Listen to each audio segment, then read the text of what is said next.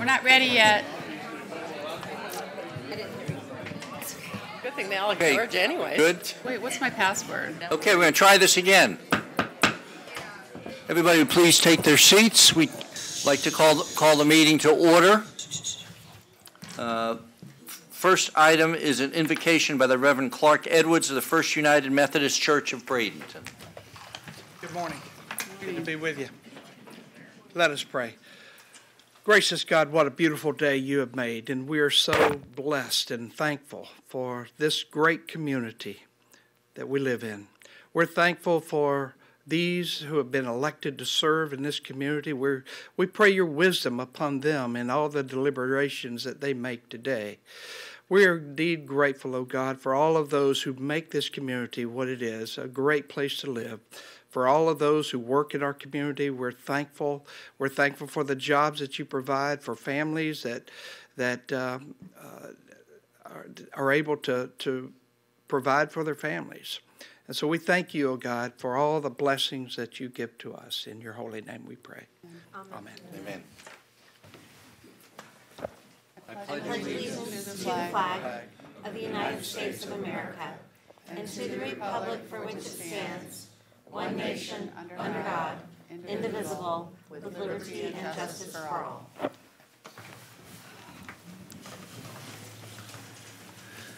Okay, next item would be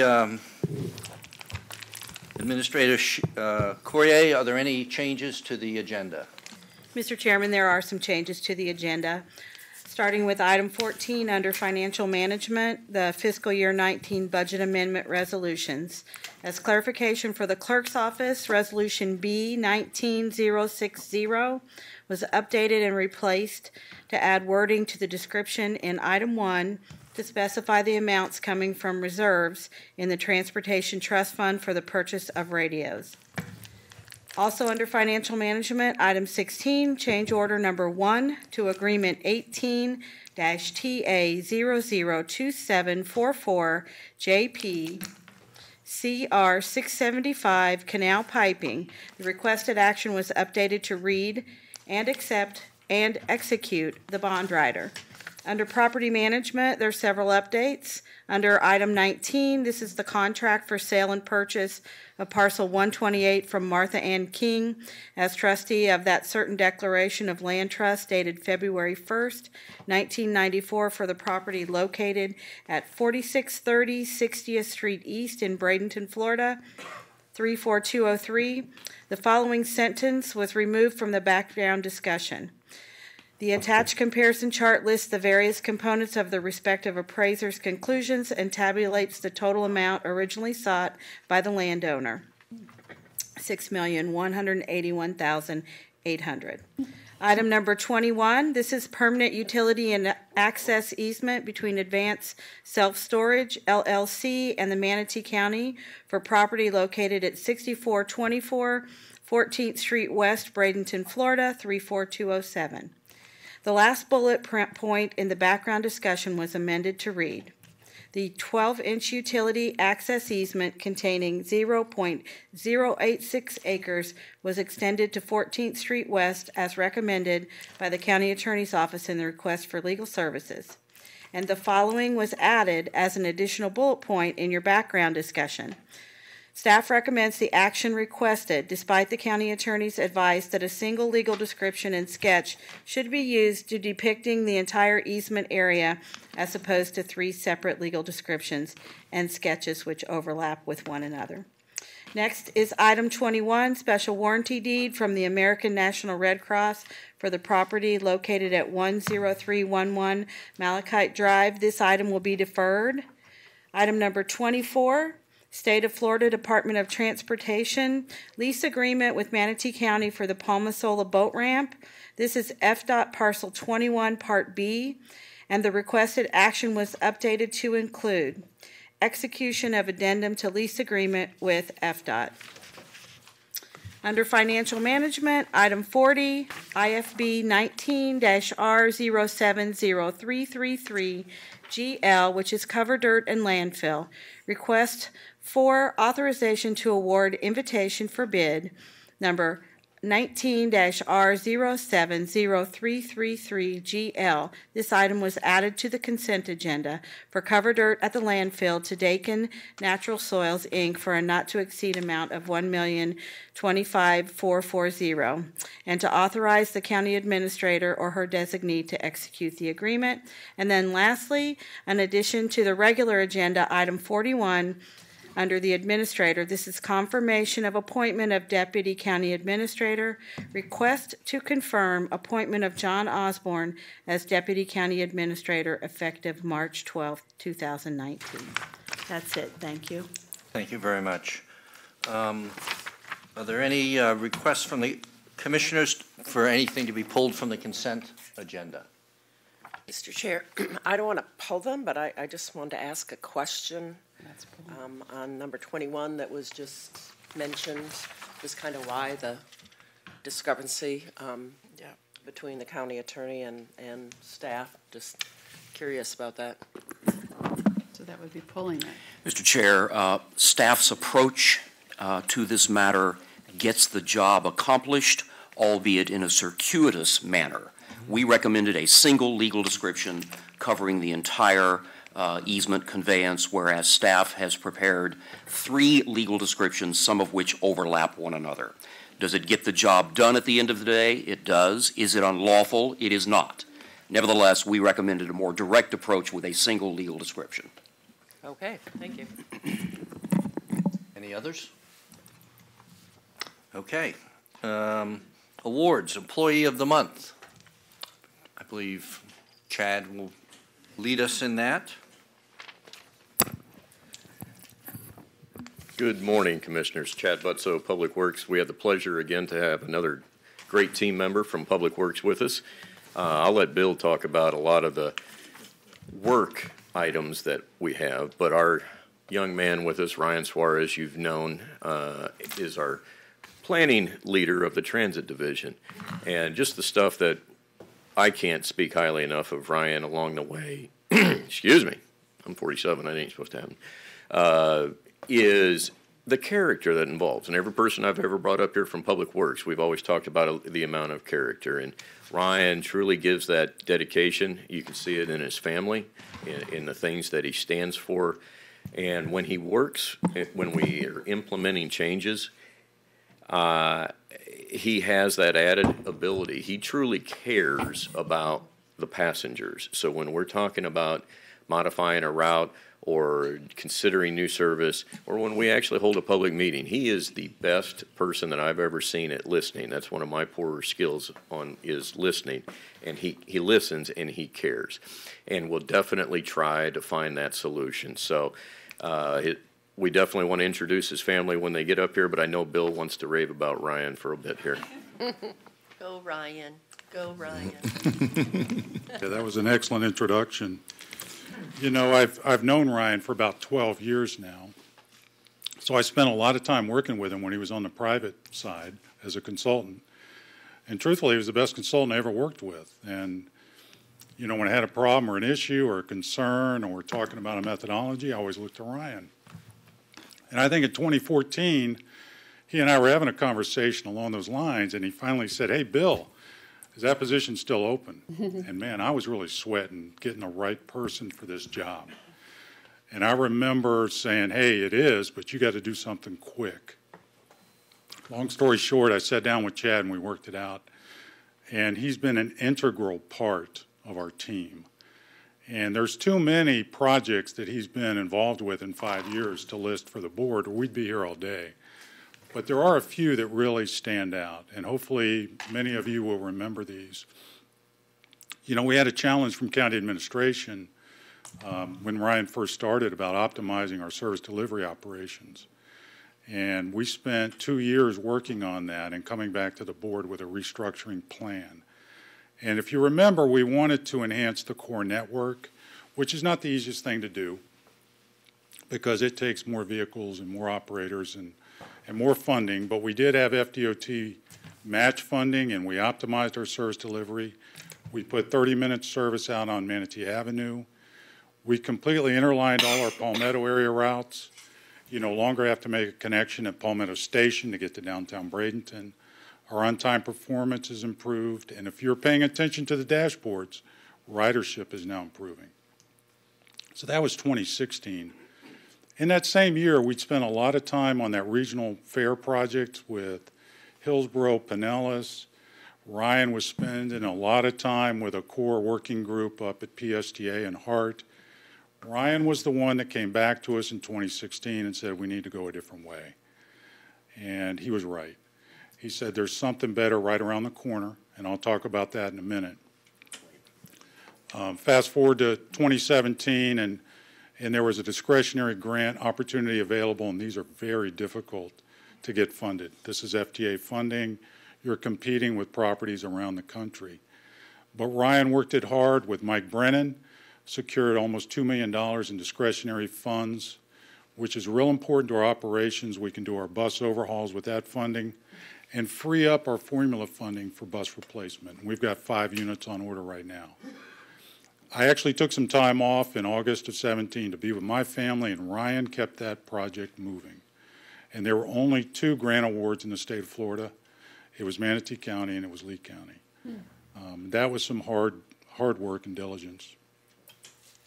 So later in 2017, we're at the state transit conference, and Ryan just pulls me aside and he says, we got to talk to this guy. And it was about mobile ticketing.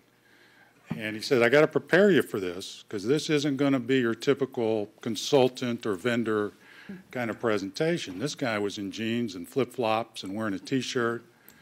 But let me tell you, he's smart as hell. And he's got an excellent product. We came back, we asked some hard questions, and then we developed a pilot. And Ryan just finished the competitive procurement. We have mobile ticketing, and we're the first to have all of our fare categories in mobile ticketing in this entire region. So what Ryan said in 2016 about the regional project, he was spot on. The last thing I'm going to say, and I hope that the board members that are with us now remember this, he did an excellent job with our 2018 major TDP update. And he's got all the skills that Chad talked about, especially with public involvement. He's got a charrette process that really, really works.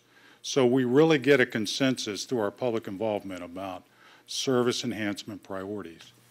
And last month, everybody was busy, and there was a DOT session that they wanted one staff member to be there from each transit agency. So Paul Simons calls me, and he says, I need you to be there. So I went up to DeLand, and it was a half-day session. I can't tell you the number of times that they used what we're doing in Manatee County government as an example of best practice. And that's a lot of what Ryan developed from around the state, what he and I worked on when I was at PSTA in Pinellas County, but what he's really perfected here at Manatee County government. So again, he's been a part of all our major initiatives. What Chad said is true. We're trying to recognize the best teammates. So everything we do is part of a team. We're part of Manatee County government, we're in public works, we're in transit. And Ryan really is the ultimate teammate. If he's in the lead, he takes the lead. But when he needs to be in support, he can do that as well. And there's not going to be a time when somebody calls and asks for help where he's going to say no.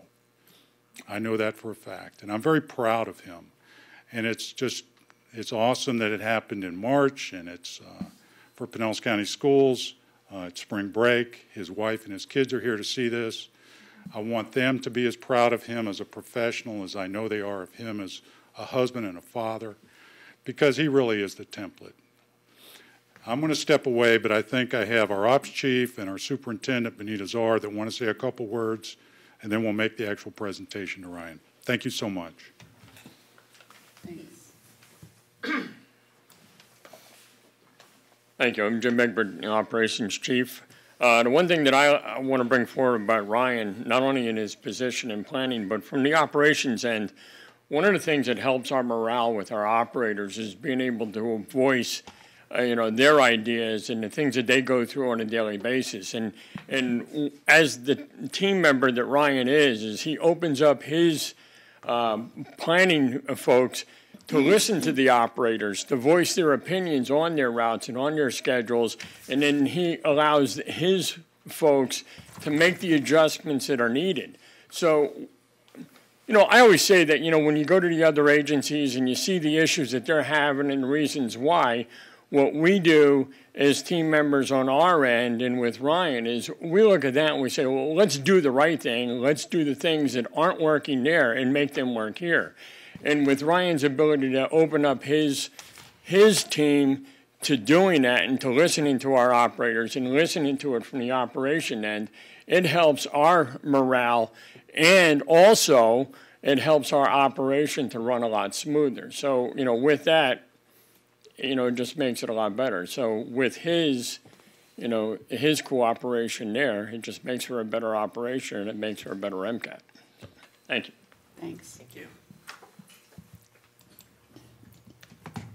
Good morning. Benita Czar, Paratransit Superintendent. Just want to say, from an operational perspective, Ryan's been phenomenal. He looks for the feedback, as Jim had mentioned, not only from our operators, but from our customers also. And he's respected in that manner, and it's really appreciated. He also is a very hardworking, dedicated person. I know I've had to have him help me in a lot of situations as far as the local coordinating board. He steps in there and he gives his feedback, and he makes sure that things are going in the right manner. I just want to say that we're very proud of him, and this is a well-deserved, honor for him. Thank you, Ryan. Good luck.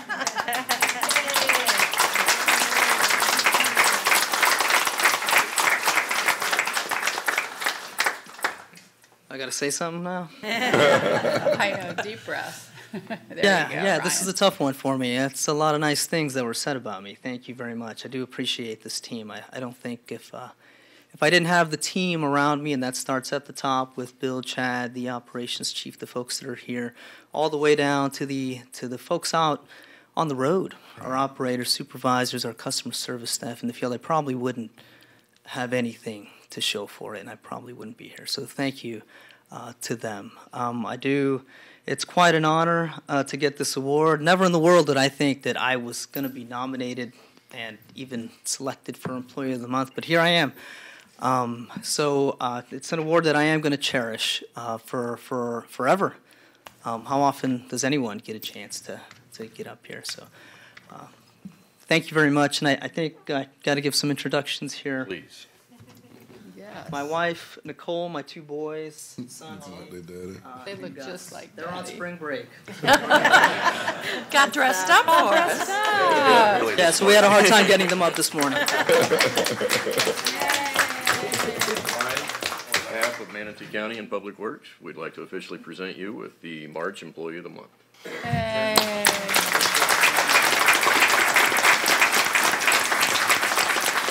Thank you. We have a couple of commissioners, unless your wife would like to say something? You're good? Oh, that was priceless. Commissioner Benak. First of all, thanks, guys, for getting up on your spring break early, putting on dress clothes. I know that's probably not what you wanted to do on your spring break. Working with Ryan, first of all, I was really pleased when we were able to hire Ryan because I remember working with him in the private sector when he was helping us with some of our planning. So I remember at the time thinking, wow, that was pretty cool that we were able to hire him away from the private sector, because usually it goes the other way in government. The private sector hires our employees away, so that was really a good hire. And Ryan's got that, just kind of that even keel that we can always depend on him. I sat on T-BARTA for 6 years, and this issue of the regional transit fare was kind of confusing to me a little bit. And I was concerned because we were the odd man out. And, convinced me that this was the way to go. And, it's just his very calm, he's going to do the right thing for the county. And we are the envy. Our transit division is the envy, because I also sit on the Public Transportation Task Force on the MPO, so I do know that people do envy our continuity in staff, our ability to get things done, and the ability to bring home grants. So just want to say thank you, Ryan. You're doing a great job. Thank you.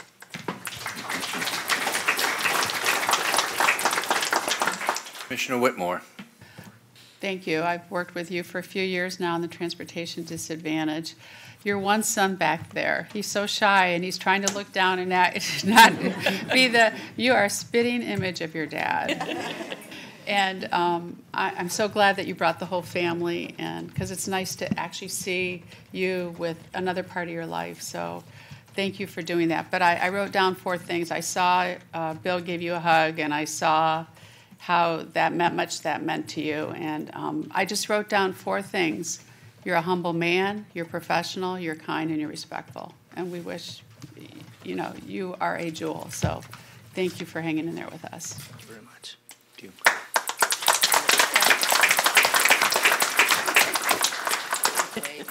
Commissioner Servia. Ryan, I just wanted to congratulate you also personally and tell you that in the field of transit, it's so inspiring to have such great leadership and someone who can communicate so well and take this county into the future. Mm-hmm. So we're all really proud of you. Thank you. Thank you very much. Great job, Ryan. Thank you. Congratulations. Gorgeous family. Yes. Enjoy the rest of this lovely weather. Yeah, nothing to go to the beach. Early. Go early. You won't get there if you don't. Thank you very much. Thank you. Thanks, Ryan. Thanks, Bill.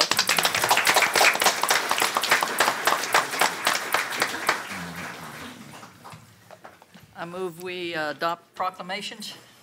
Second. We have a motion and a second to adopt the proclamations. All those in favor say aye. Aye. Opposed? Motion approved 7-0. First one up is Florida Surveyors and Mappers Week. I believe Commissioner Servia will read that proclamation.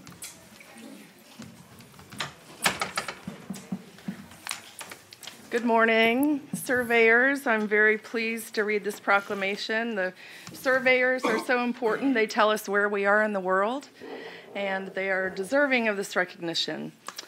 So, whereas the honorable and historic profession of surveying has been an intricate part of civilizations that dates back to the rope stretchers of ancient Egypt, from the Roman Empire and into modern society, the surveyor has been an essential part of man's development and instrumental in formation of the layout of property boundaries in the United States, which has in turn provided our citizens the means of the wealth and enjoyment of property ownership. And whereas George Washington, Thomas Jefferson, and other presidents and statesmen of the United States served their fellow colonists and pioneers as surveyors, contributing to the historical mapping of America in its early years as curators of the public land system. And whereas the citizens of Florida recognize the valuable contributions of the surveying and mapping profession to history, development, and quality of life in Florida and the United States of America, and make important decisions based on the knowledge and expertise of licensed surveyors and mappers. And whereas the surveying and mapping profession requires specific education, special training, intimate knowledge of mathematics, the related physical and applied sciences, and a deep understanding of the requirements of law for evidence. And whereas surveyors and mappers are uniquely qualified and licensed to determine and describe land and water boundaries for the management of natural resources and protection of private and public property rights, along with the future economic growth of the state and nation.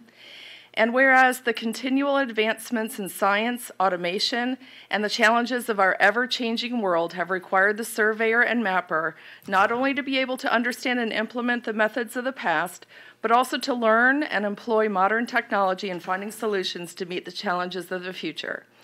Now, therefore, be it proclaimed by the Board of County Commissioners in Manatee County, Florida, that March 17th through 23rd, 2019 shall be known, designated, and set aside as Florida Surveyors and Mappers Week in Manatee County, Florida, recognizing the many contributions and the ongoing dedication of surveyors and mappers to the citizens of Florida and the United States.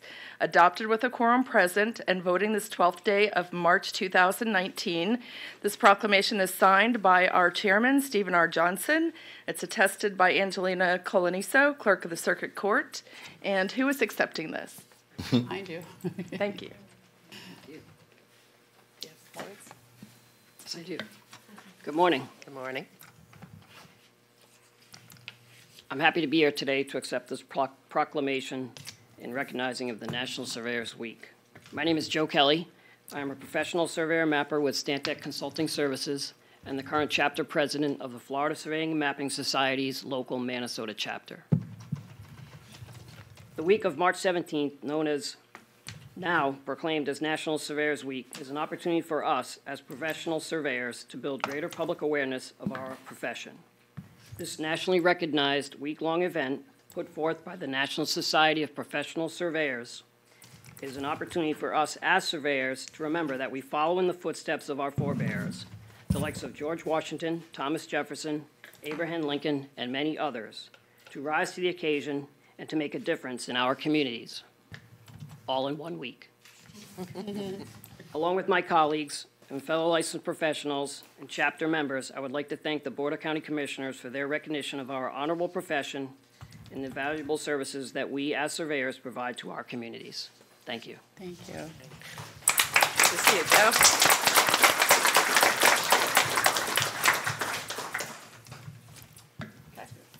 Okay, thank you. Needless to say, we'd all be lost without you. That was very good. No pun intended. The next proclamation is Procurement Month. Good morning, Commissioners. Jan Brewer, Director of Financial Management. I am really pleased to introduce this group of individuals to you. I'm going to step aside and let Teresa, who is your procurement official, do a better job of it than I am, but please know this is a humble and hardworking group. Thank you. I'm going to go ahead and read the proclamation. Proclamation, Board of County Commissioners, Manatee County, Florida. Whereas the public procurement profession plays a significant role in the effectiveness of government, and procurement professionals make important contributions to assure the resourceful use of taxpayer dollars while maintaining the highest standards. And whereas, in addition to the purchase of goods and services, procurement adds value to the organization by performing such functions as executing, implementing, and administering contracts, developing strategic procurement strategies, and cultivating working relationships with suppliers and other departments within the organization. And whereas public procurement professionals have tremendous influence on the economic conditions in the United States, with a cumulative purchasing power running into the billions of dollars annually. And whereas the Manatee County Procurement Division has received the Achievement of Excellence in Procurement Award from the National Procurement Institute for 5 consecutive years, from 2014 to 2018, and the Florida Association of Public Procurement Officials Achievement of Excellence in Procurement Award for 4 consecutive years, from 2015 to 2018. And whereas the Manatee County Procurement Division recognizes, supports, and practices the public procurement values and guiding principles of accountability, ethics, impartiality, professionalism, service, and transparency established by NIGP, the Institute for Public Procurement, NIGP, as fundamental tenets of the public procurement profession. And whereas NIGP has proclaimed the month of March as Procurement Month to further expand the awareness of the procurement professional's role to government officials, the general public, business, and corporate leaders. Now, therefore, be it proclaimed by the Board of County Commissioners of Manatee County, Florida, that March 13th, 2019 shall be known, designated, and set aside as Professional Buyers Day, and the month of March 2019 as Procurement Month in Manatee County, Florida. Adopted with a quorum present and voting this 12th day of March 2019, signed by our chair, Steve Johnson. And I just want to say, we do spend a lot of the taxpayers' money, and it's a good thing that we have these people behind us to make sure that we're doing it correctly. Keeps us out of trouble, so I want to say thank you.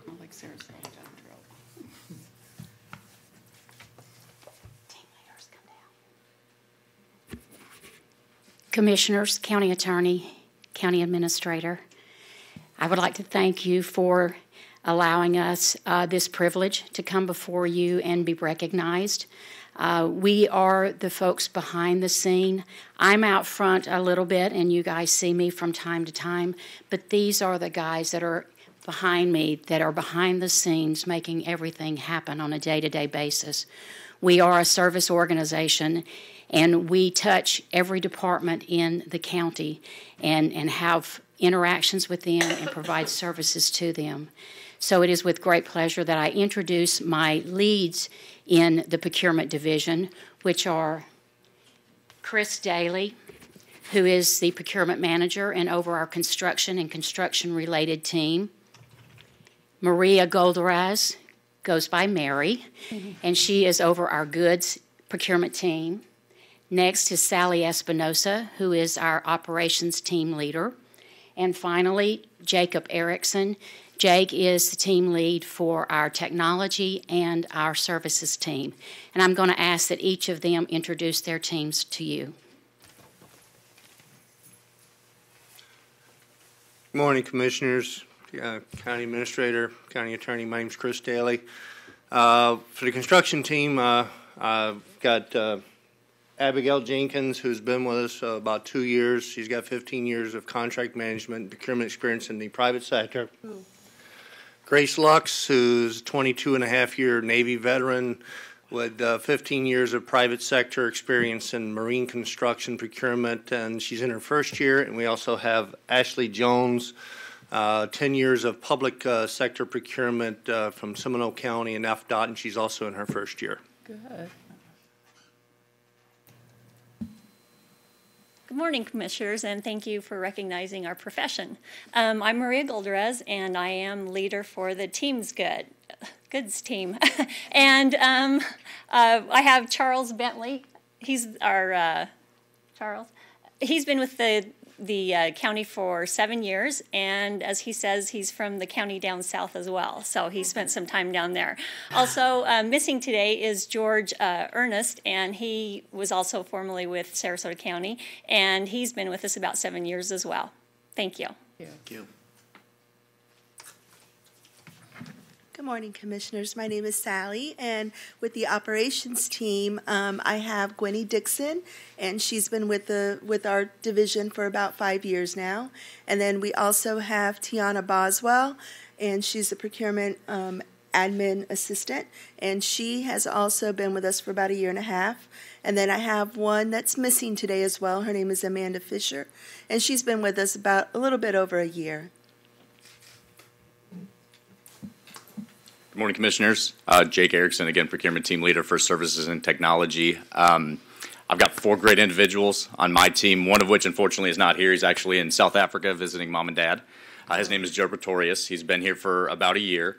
I've also got Bonnie Seatman. She's my senior procurement agent. She specializes in services itself. She's been here for about 10 years. I've got Stacia Raposa, who has just come over to my team. She's been with the county for about 1.5 years. She's my procurement agent, again, specializing in the services piece. And then I've also got Sherry Anderson, who has been here for, Sherry, a little over a month, right?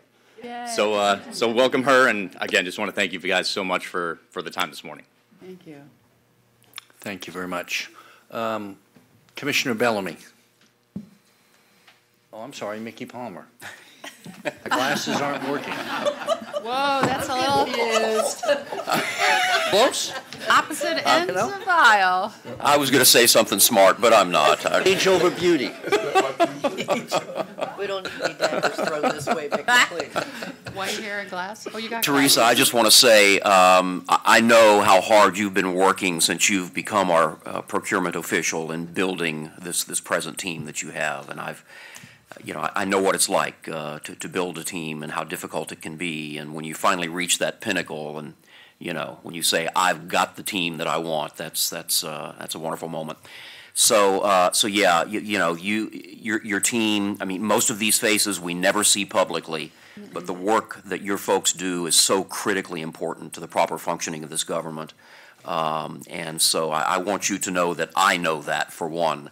And I just want to shout out to Chris a little bit. Chris is one of only a handful of people in this government that I can have a really intelligent conversation with about construction law. about construction law in particular. And so I really appreciate the skills that Chris brings to your team, on the construction front. And so, anyway, congratulations, and this is a great day. Okay, Commissioner Whitmore. Therese, can you come up, because there's two that I don't understand what they exactly do. First of all, some of you have been here 7 years. I think that's when Sarasota County may have had their issues. So, so I'm glad we got you, and we've been recognized on the performance that we do. What does goods do? And then, did you say ops? Is that what operations? Okay, that means to you guys a lot, but what does that mean to us when you're going out for procurement? What's the difference between goods and operations? Okay. The others are self-explanatory. Yeah, goods is the team that goes out and buys the pumps, the office supplies, the actual goods that we consume in our operations. Okay. And then what about operations? Operations team is our administrative function, and so they do things like administer the P-card program. Gwenny actually does a lot of the work herself for putting together the applications, which are quite lengthy for those awards that we receive. They help with the filing, with the response to public records request, all of those types of functions. Thank you. Thanks for the clarification. Mm-hmm. Good job. Seeing nobody else, thank you all. And again, we rely on you all to spend the money wisely, and I know you do. So thank you very much for all that you do. Thank you.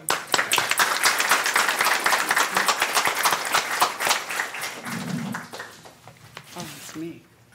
The next proclamation is Sexual Assault Awareness Day.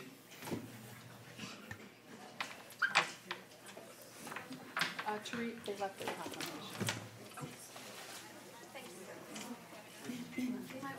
Yeah, they want it.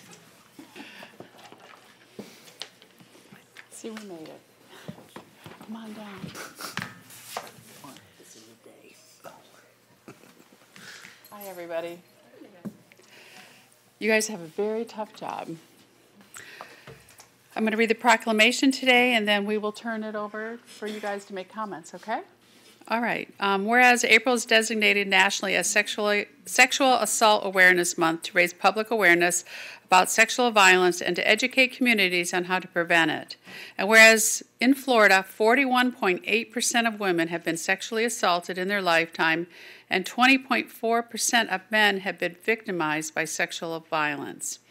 And whereas every 98 seconds in the United States, an individual is sexually assaulted, every 11 minutes there's a claim of child sexual abuse, and a staggering 64% of transgender people have experienced sexual assault in their lifetime.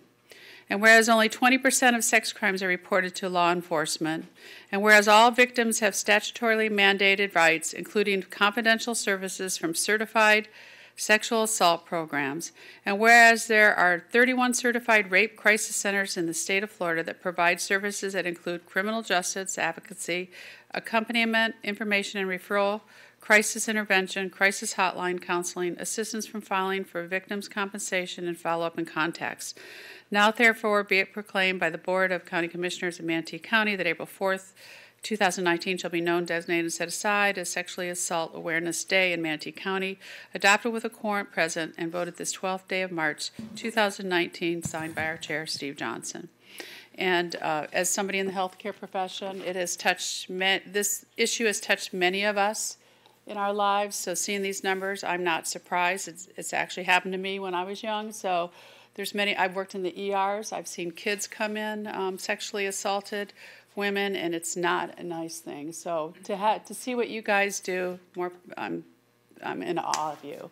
So anyway, I'd like to present this proclamation. Hi, I'm Terry Allen. I'm the Trauma Services Manager at Centerstone, and I get to work with these 5 amazing women who run our 24/7 helpline. They are the victim advocates of our Sexual Assault Center. We're the Certified Sexual Assault Center for Manatee County. So we get every call that comes in, and it is a great joy to work in Manatee County, where it's we we tend to be looked upon for best practices when it comes to sexual assault services as well. I heard another organization say the same thing. Our SART team, our sexual assault response team, includes many parts of first responders in the county who work with sexual assault victims.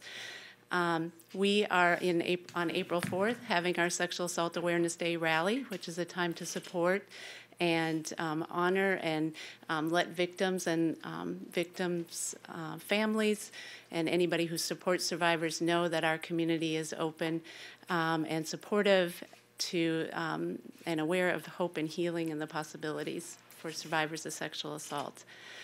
That event will be from 3 to 5 on April 4th, which is a Thursday, and it'll be at our Centerstone outpatient offices. And so please come and see artwork that's been completed. We have years, decades of artwork that we bring out that has been completed by survivors of sexual violence. And it's a moment when they get to give a message where maybe they haven't been heard before. A lot of times these ladies may hear a lot of what the survivor goes through, but they may not have an opportunity to share even part of their story in court or with law enforcement, but they still have the support. And so this Community Awareness Day allows for a lot of that communication to occur. So please come out and hear the messages that day. And we don't, compared to the other proclamations, we're not all clapping and cheering, but these ladies here deserve to be clapped and cheered. So thank you.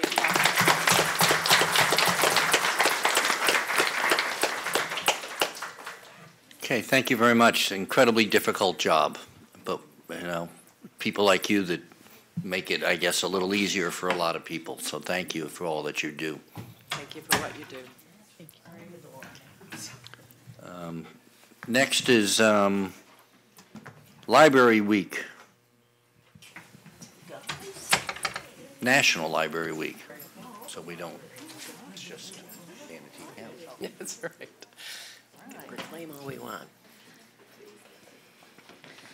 What are we doing? I asked to read this because I love libraries. I think I've had a library card, a Manatee County Library System, since I was 5 years old, which means I've had it for about 10 years.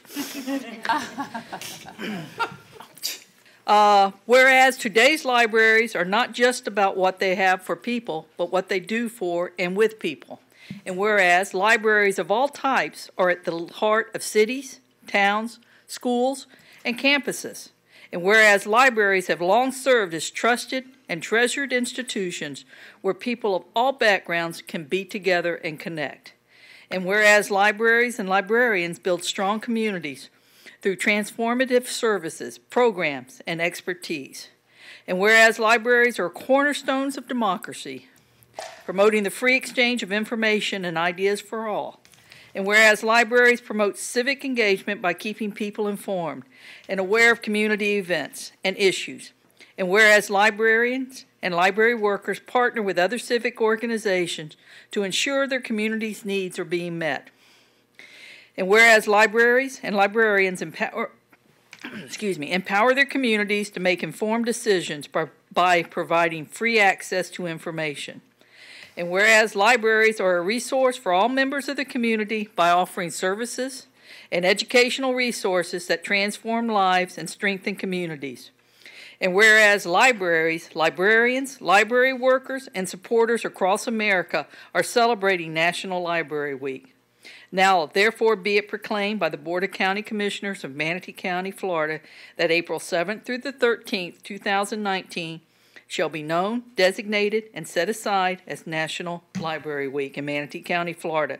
Adopted with a quorum present and voting this 12th day of March 2019 and signed by our chairman, Mr. Johnson. And I say that it's not actually in the proclamation. I actually go to the library to get books and to read.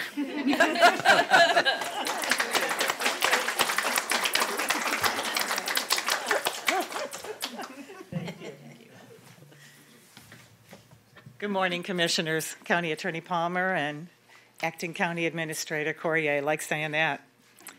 Ava Eady, Neighborhood Services Department. And this is a team, as you know, I'm very, very proud of, and I'm sure you are as well.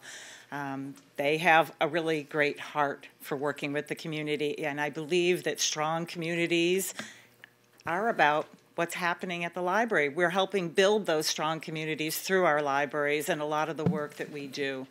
And I think this is the kind of week that we are really excited about. We do a lot of events. We had to do the proclamation a little early due to scheduling, but I know that you'll be out of town, so we're going to have you come in and read to our kids just at a different time, because unfortunately those schedules didn't meet this year.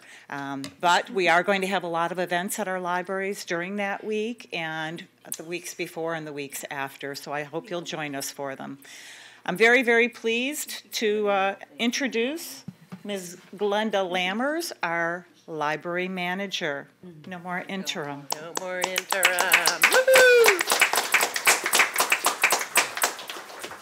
I'm Glenda Lammers, official library services manager. I wanted to talk a little bit today. Well, first, let me let you know that Commissioner Trace wants to read the book Wonky Donkey. If you've never read it, it's hilarious. Isn't it great? It's a great book. So you can't have that one. That's hers. Okay. So I'm thrilled to be here and accepting the signed proclamation and to share with you about libraries today and how we continue to evolve. I listened last week to the land use meeting, and part of that discussion was a little bit about libraries, which always makes me very happy. And part of it actually was about volunteers and the volunteers that we have at our libraries. So we also talked a little bit about where in our community we need libraries. Those were the two takeaways I got from that specific meeting, because we need to talk about how we combat literacy and reading throughout this county. So last year, our volunteers worked 22,000 hours, which equals 10 and a half staff, which is a lot of time. They do basic upkeep efforts like shelving and calling patrons that tell them that their books are here or whatever they have on hold is available for them. That these numbers allow our library staff to continue with their commitment to providing the services that we want in the county. And without them, let's just say, many of them are older. Our volunteers are typically an older, retired generation, which is awesome that they're willing to do that. But they're not going to be here forever. And so hopefully we'll get the next group of people as they retire to continue working with us, because they do provide us such great support. Because of staff shortages last year, for every year, I guess, last year, because of staff shortages, we had to thoughtfully eliminate some of our programs. We had about, almost 4,000 programs. This past year, with the 65 staff that we had 2,678 programs. What was interesting about that, well, more than half of them were STEM related. What was interesting about the reduction of programs is that we actually had almost 20,000 more people attend the programs. So that, to me, that's really interesting. It kind of validates what it is that we're providing to the community.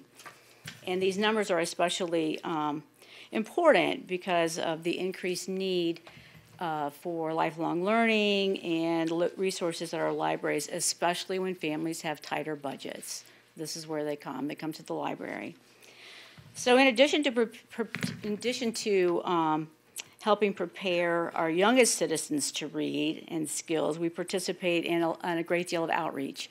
And the outreach sometimes is a pre-K or a kindergartens or programs to assist children, like the Dive Into Reading program that some of you are aware of, and the Anna Gale Center, to help these kids get ready for that third grade reading level initiative. That is such a huge deal, and we are constantly asked to do more. Now here's the part that It's important. But there's some statistics about how we spend our money, how the state of Florida spends money, and how our neighboring county spends money. So the total operating expenditures per capita. So Manatee County spends $20.09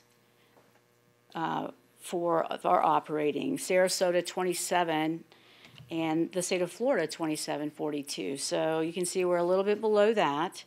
Our total collection expenditures, which is all the things that we add to our library, per capita, Manatee spends $1.87, Sarasota $2.75, and the state of Florida $3.23. Our staff expenditures per capita, we spend $9.55. Sarasota spends $17.10, and the state of Florida spends $16.32.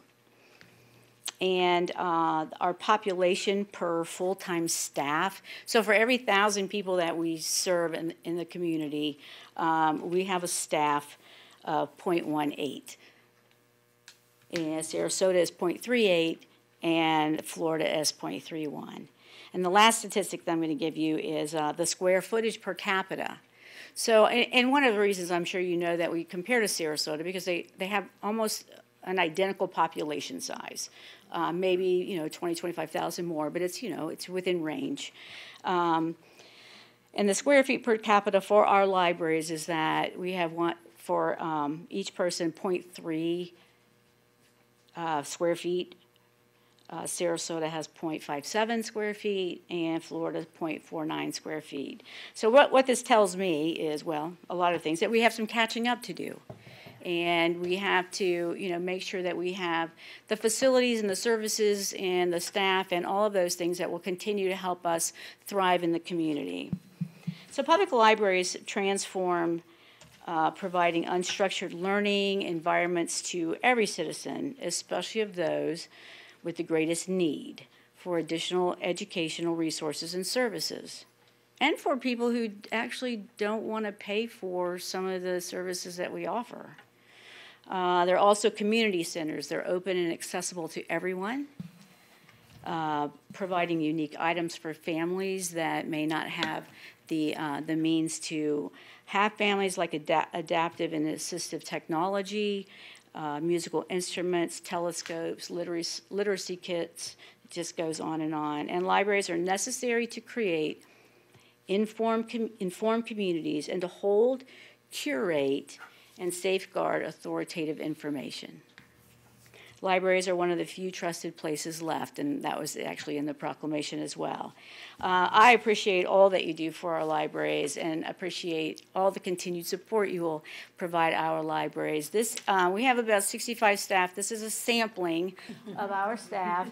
Some of them are actually working and opening libraries at this moment, so we can only bring some of them here. But we love what we do.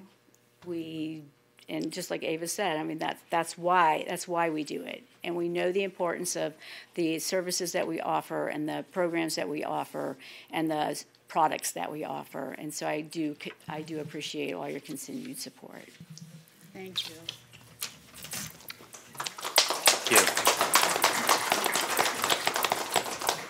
Commissioner Whitmore.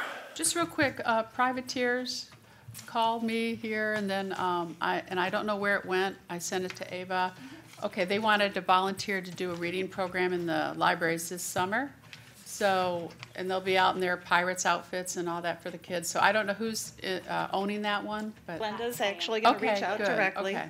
And we have done work with the privateers before. In fact, they've helped us with some grant funds along the way. In fact, our time capsule and some of those projects. So we look forward to it because they just are such a great draw, and the kids love them. They come out in their full gear. So having them read, that's going to be a blast. And I didn't know if to send me to you or to John Horn's thing, but I figured you would know more than anybody what to do. Mm-hmm. So good. So that's a step. And thank you for the statistics.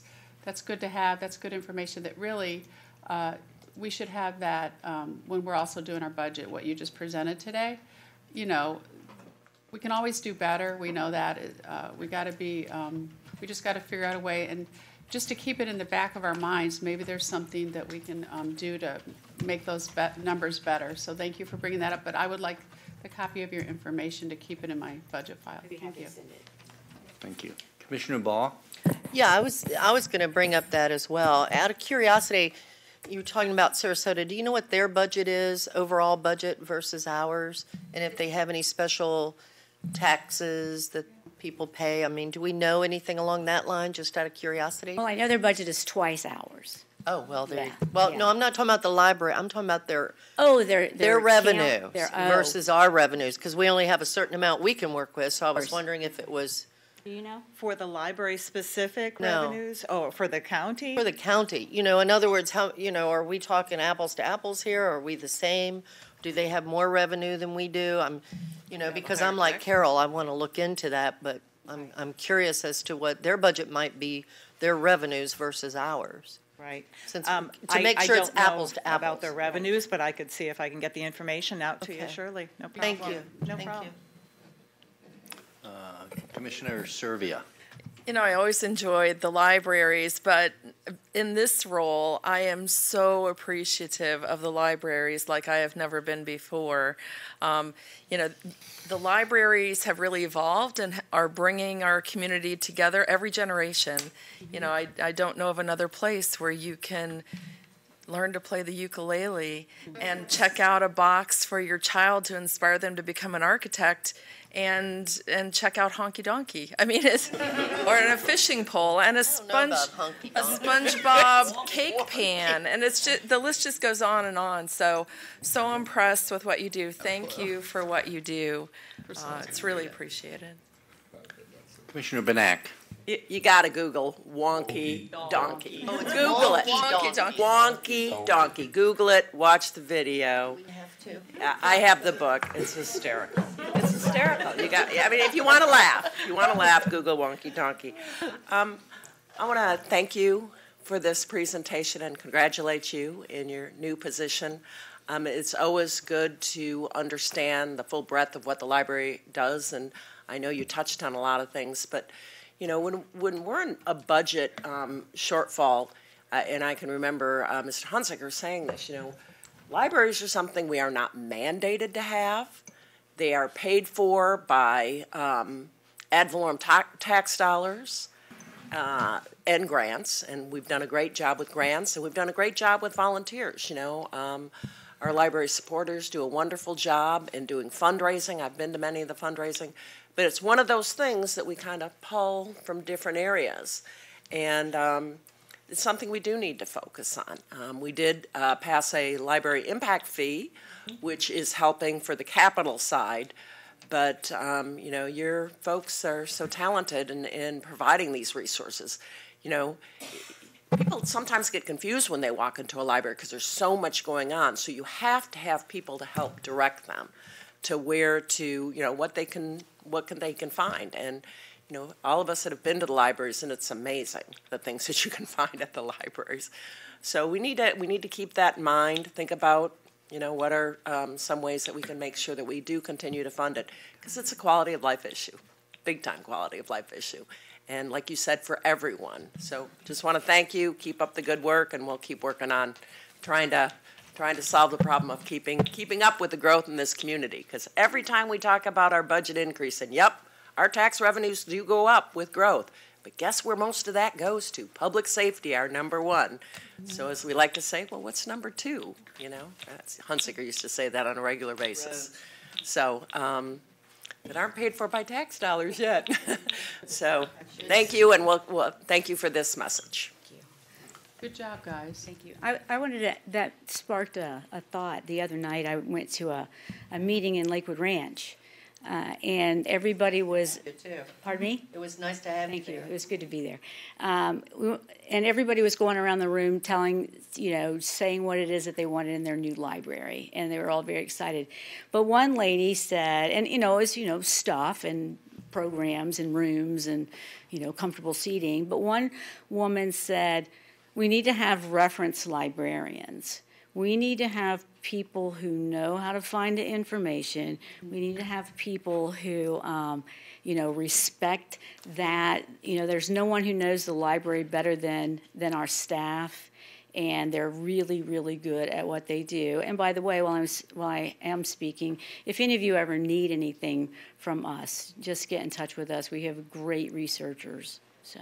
That's great, because there's a lot of bad information out there, so it's good to find somebody who knows where the correct information is. That's right. Thank you all again very much. Thank you, everybody. Thank you, thank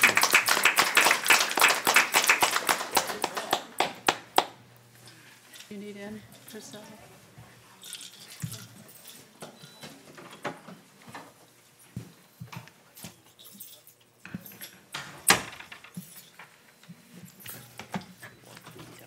Okay, the next item is citizens' comments on future agenda items. If there's anybody in the audience that would like to come down and talk about a future agenda item, they'll have 3 minutes.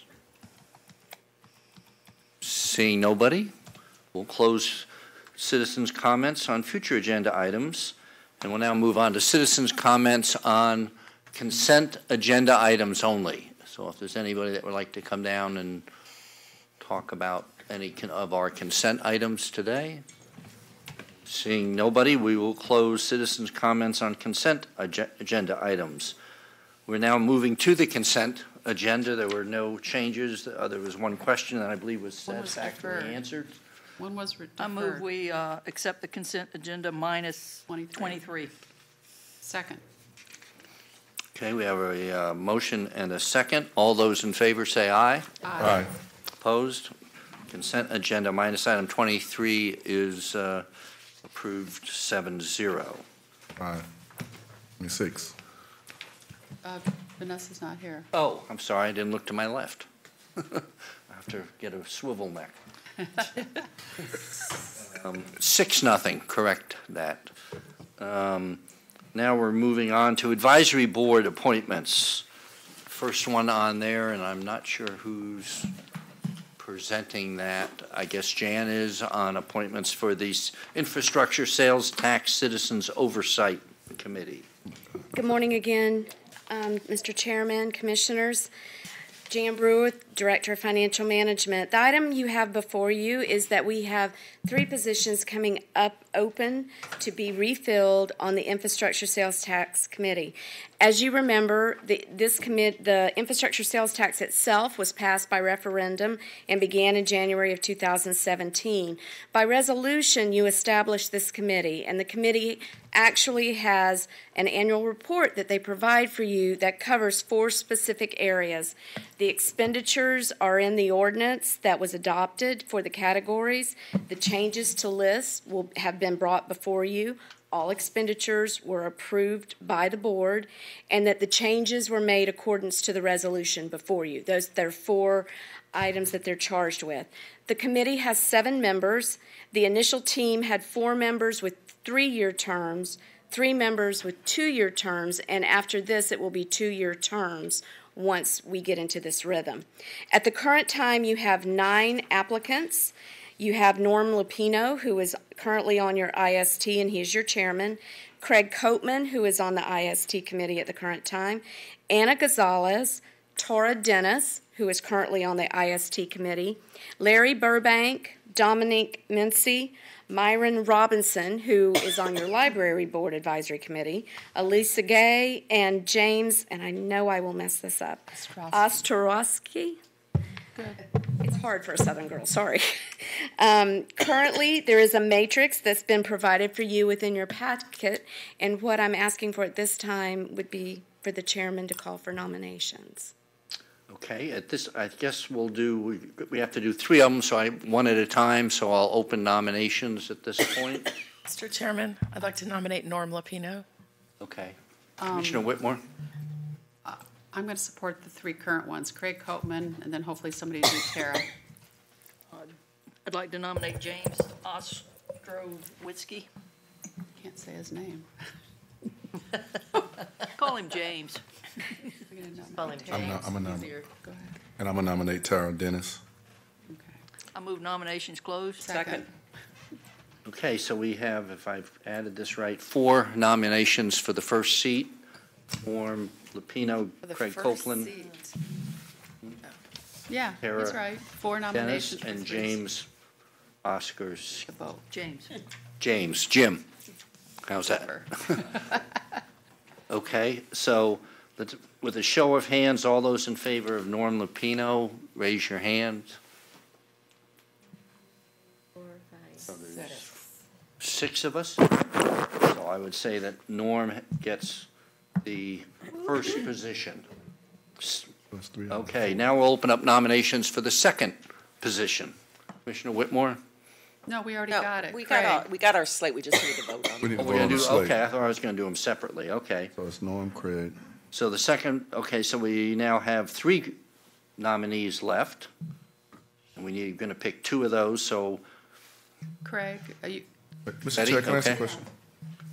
Each commissioner gets 3 we votes. get 3 votes. Right. 3 votes. So all those in favor of Craig Copeman, please raise your hand. You got it. 7. 7. So that's 2 down. So now we're left to Tara, Dennis, and Jim. So all those in favor of Tara, raise your hand. 1, 2, 3, 4, 5, 6. 6. So tell Jim Okay. to reapply. Jim, he was at the end of the line. Line, yeah. Probably whatever. So we, so at that point, we have our 3 applicants that have been Renominated. renominated, Norm, Craig, and Tara, to make it easy. How's that, Jan? That's wonderful. Thank you. This committee's been a pleasure to work with, so I'm very excited for it. Thank you. Okay, so we've got through the Infrastructure Oversight Committee, nothing from the Port Authority, no advertised public. We're down to the regular stuff. Number 37, that's probably Jan as well. Jan. Extension of outstanding line of credit, I'm assuming Yes. would be you? Commissioners Jan Brewer, Director of Financial Management. The item before you is concerning the 44th Avenue project and your line of credit. If you'll indulge me for just a minute, I thought I'd give you a little background. In 2016, we came before the board to use and implement a $36 million line of credit because we did not need all of the funding necessary that we were going to bond. The goal was to issue approximately $88 million in debt, removing the credit line and issuing complete new debt. But due to delays, the next year we came back and asked for an extension of another year so that we didn't have to, again, bond before necessary. Again, I'm back before you. That was expiring on April 13th, which is coming up. So again, I'm before you. We're facing some delays, and we'd like to extend it 6 months. Now, the reason for 6 months and not a year is for tax preparation. The 6 months is the extendable before it becomes a new issue. And our goal being, with working with the financial advisor, we should be coming back before you late summer with some alternatives. The way the market is running right now, it may be we split it up and issue 2 bonds instead of 1, but we're coming back with that alternative. The effective rate at the current time is 2.35%, and if you'd like me to, I can run through the overall cost of the project, if the board would like. Do you want me to run through the? I think you'd scare us. Okay. It what? Scare us. What is the overall cost of the project? Go You for want to it. just give us a number? Let me pass these out. Can you pass those down? Okay. Yeah. And we actually have it on the PowerPoint, if we can sweep it up. And I'm just going to do it in very simple stages. So Candy, if you can just start it. There we go. And you cannot read that. We need to start the slideshow. We could, oh, Oh, I'm sorry. that's okay.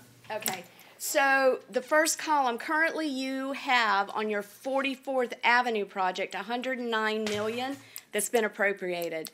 And you can see on the expenses, it's broken into 6 segments. Originally, when we came before you in 2016, there were 2 ancillary projects that we were also working on, which are at the bottom, the 45th to 44th Avenue, and then the 9th Street. Okay, Candy, if you'll go forward, and I think you have to click just a couple of times. So what's going to happen now is that in the upcoming fall, we will, in the year 20, we're going to issue another $22 million appropriation, and that's going to be with impact fees. And please let me explain this very clearly. When you were given an update memo on 44th Avenue, it was very holistic. It included utilities and transportation. We are not bonding for utilities. That's separate, but I want to make sure I tie back to the numbers you've seen before. So you can see that utilities has some lines going in, but overall the impact fees of 20.8, that first line is coming from your transportation impact fees. The amount to be issued by bond is the $50.7 million, and that will bring your total project to $182 million. The memo you received before was 182.2, but we brought an amendment before you closing a piece. So 182. So of that project, 37.6% is coming from your impact fees. And the last two items at the bottom of the first line that you see, it says 2016 line of credit and the bond issue. So Candy, if you'll go ahead and click. The credit line that you've appropriated and is completely pulled down at this point is $36 million. If you add, and click one more time, if you add the 36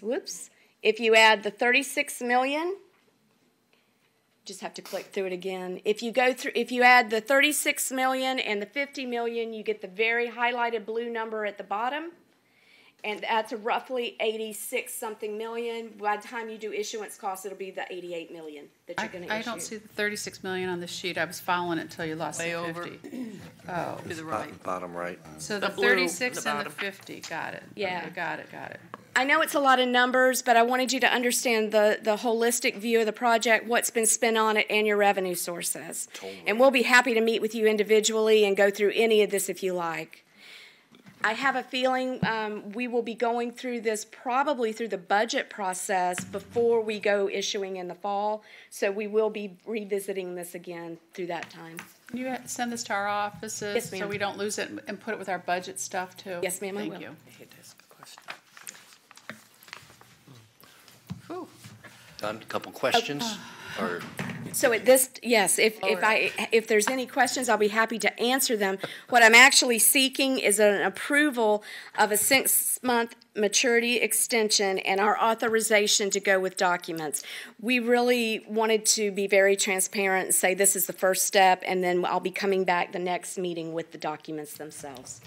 And there's a time factor right now that we need to get this done by April to preserve the tax Yes. implications of it. Well, So- and because it will expire on April 13th, so we'll be coming back the next meeting to make sure we're in compliance. Right. Commissioner Whitmore. I didn't push my button, but I'll make a motion to approve it. Second. Okay, we had a motion and a second. That was your Previous. Priscilla, so we're Commissioner Burnett. So just a quick question. So the debt, the line of credit, and the bond issue to follow the line of credit, right? So proceeds, what will pay the off the debt? Very good question. That's one of the things we'll go through during our bonding process. What will pay off the debt? Currently, you have, since the inception of this project, wanted to use impact fees to the best of your ability to pay off this project, although you cannot bond on impact fees. Mm-hmm. So the goal being that we will bond on the full faith of the covenant and budget, but we will use, as long as available, the impact fees within the districts to take care of it. One of the things we're going to do, because you never know when a recession's going to hit. Mm-hmm. And in 2 years, you have some transportation old bonds that will be retiring, and the debt service payment will go from around $3.5 million to only about $800,000. So that will be your backup plan between that and the impact fees to make the annual debt service. The annual debt service we're thinking will be around $5 million a year. But every year that we come before you with a budget, we will first and foremost use the impact fees to offset that debt first, because that was the direction of the board. Okay, and I didn't bring it up on the consent agenda because I didn't want a full presentation, but the acquisition that we did this morning on the property, which I understand is the last parcel that we needed for 44th, the King parcel that we already voted on. I do have questions on the alignment, so I would love to get a presentation from someone I know Sia left already on what's going on there. Okay, and I would have to defer to them. I'm not as... No, I know, it's a construction issue. I didn't want to, I'm just asking for it separately. I don't need it now. Thank you, Commissioner. We'll arrange that for you, thank you. Well, give us an update too if she's... We will. Thank you. Thank you. Commissioner Ball? Yeah, Jan, I was just going to ask for you to make an appointment. Yes, ma'am. To meet with me to go over this. Yes, ma'am. And I would just add, and I talked with Sherry about it, given the 182 million I'd love to see how much of that was eminent domain land taking and how much was actually construction, just kind of. True. Oh, that's a good of the 5 million that were. I do know that, I do know these figures that I can offer, but I think we'll have to defer to. And I don't need it now. Oh, It's just, okay. I think it would be just kind of interesting because it's Especially since we just paid $5 million for something. the money we've been putting out on eminent domain, as Attorney Palmer and I discuss on a monthly basis. When all those items come through, I'm like, wow. But anyway, that's just my comment. So we do have a motion, and we have a second. We'll open this up for public comment. Is there anybody from the public that would like to come down and discuss it? Catherine, welcome. And Mr. Chair, while the citizen is making her way down, just so those who are listening and observing, we understand that you're using the umbrella label of eminent domain in a very broad sense. The vast majority of the right-of-way that we have acquired has been through negotiated sale and purchase, short of the actual eminent domain process in the circuit court. But nevertheless, we understand that it falls under that broader umbrella. Yeah. We were going to get it one way or the other, Yeah, but well, I yeah, understand. Yeah, that's it.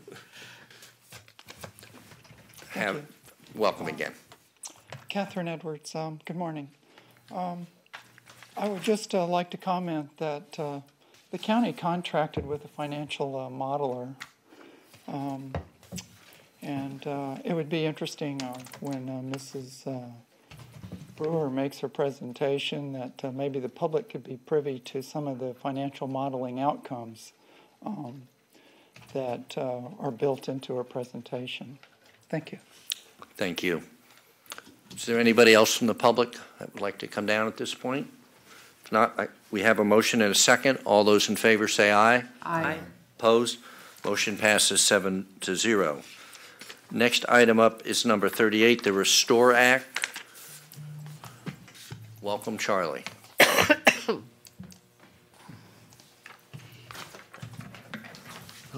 Thank you, members of the board, Mr. Chairman, and County Administrator Sherry Corrier. The presentation today is a culmination of 3 years of public outreach and engagement to develop and discuss and perfect projects for the benefit of the environment of the Gulf of Mexico, both its natural environment and its economy. Coming from the disastrous explosion and oil spill of an oil rig in the Gulf of Mexico owned by and operated by BP Oil in 2010. These funds are available to the 5 states in the Gulf, from Brownsville to Key West, to offset not only the direct impacts of oil on the shore, but also to build resiliency and diversity and vibrancy to the Gulf, its economy, and its environment. Each of the states, the counties and boroughs were given a proportionate share of the fines and forfeitures that came from the oil spill disaster levied by the federal government. And in so doing, we're asked to develop projects that met some criteria set by the Congress to approach and emphasize economic recovery, environmental recovery, and resiliency. We have done so in working with our colleagues both within Florida and our other states. And as I mentioned, this 3-year public engagement process has been targeted in Manatee County to our local economy. For instance, to celebrate and identify the heritage of our fishing economy at Cortez, to work with the Gulf Shellfish Institute located at Port Manatee to expand research to make more profitable, more reliable shellfish aquaculture practiced by many Florida and Manatee County residents here in Manatee County. And also to get a better understanding of our own coastal watershed with the funding support for basin management plans with our department in natural resources. Those basin management plans are key to identifying the sources and the causes of water quality degradation, impairment, and resulting effects that we see in the Gulf on a daily basis, sometimes more dramatic, as in red tide, sometimes less dramatic, as in the subtle changes of water quality leading to lower fisheries, not having the habitat we used to remember. And so we've been able, I believe, to capture appropriately a suite of projects across some, let me just check my numbers here, 14 different activities in Manatee County, 14 separate activities, but that still weave together, that rely on each other for data, that rely on a complementary and culminating effect on water quality. Many of our colleague counties have chosen just one project, septic to sewer, large hydrologic restorations. We could have done the same. We could have explored further increases to our wastewater treatment. But we chose instead, as a community, to lay out several smaller grants. Certainly nothing like the economies we just talked about here for our transportation network. The grant to the Gulf Shellfish Institute, Farm to Table, $100,000. The grant to the Florida Maritime Museum, managed by our clerk of the circuit court, $225,000. A grant to our own department's coastal watershed mapping program and basin management plan effort, $621,000. While small in effort, they're going to have a large effect. Count on that. They're also going to require some very arduous and strenuous accounting that the U.S. Treasury Department has placed on Manatee County. And we're going to show a quick video in just a moment of those three projects, just for one purpose only, and that is for me purposes, and that is to let the public know how we're going to be approaching these three grant sources, which are being awarded to us by Treasury after meeting many arduous grant application criteria. It's taken us almost a year in application to get to this point of award. So we're very proud to present that. So before we key up those three videos and move to your motion to accept, I only want to make one last observation, and that is sometimes we believe that grant monies like this happen through congressional appropriation or the wisdom of legislators who say this is the right thing to do and let's do it. This happened in this instance, but it happened on the heels of a disaster. It happened on the heels of loss of life of 16 men on an oil rig. And I think we lose track and sight of what came before this award. And I feel strongly that it's our obligation, along with our colleagues in Florida and the other states, to honor those fatalities and to honor the actions of those who were rescued when we think about building resiliency in our environment. This happened through tragedy, but its outcome can be very worthwhile and a return to our economy and our area. So why don't we key up one of the three, and we'll show you what we've been showing the public for 2 years.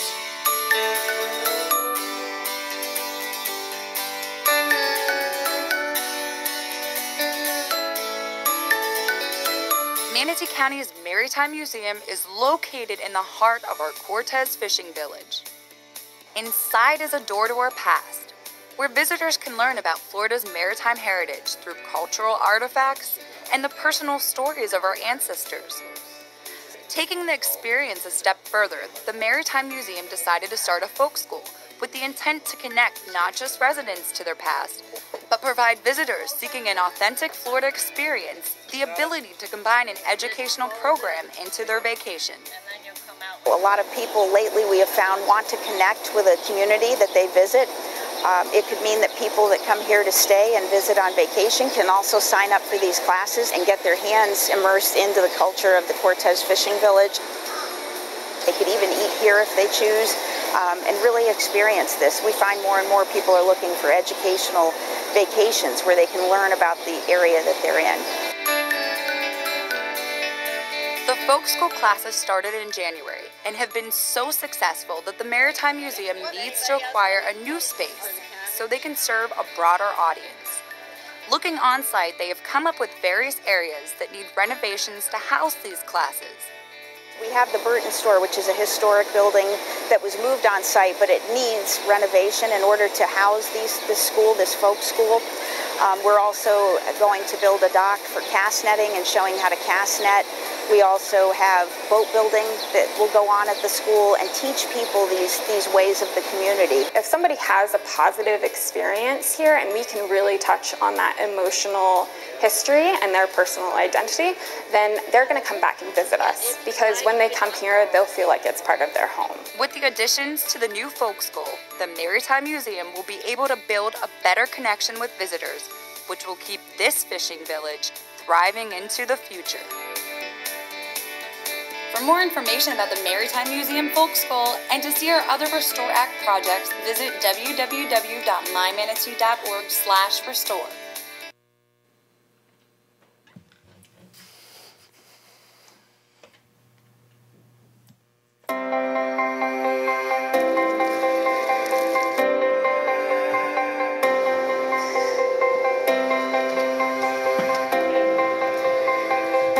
Residents and visitors of Florida know all too well what can happen after a heavy rain.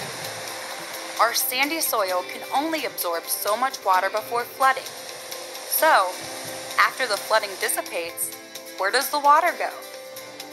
It goes into a watershed. Everyone lives in a watershed, which means whatever pollutants are on our lawns or outside of our business has the potential to reach one of our major water bodies.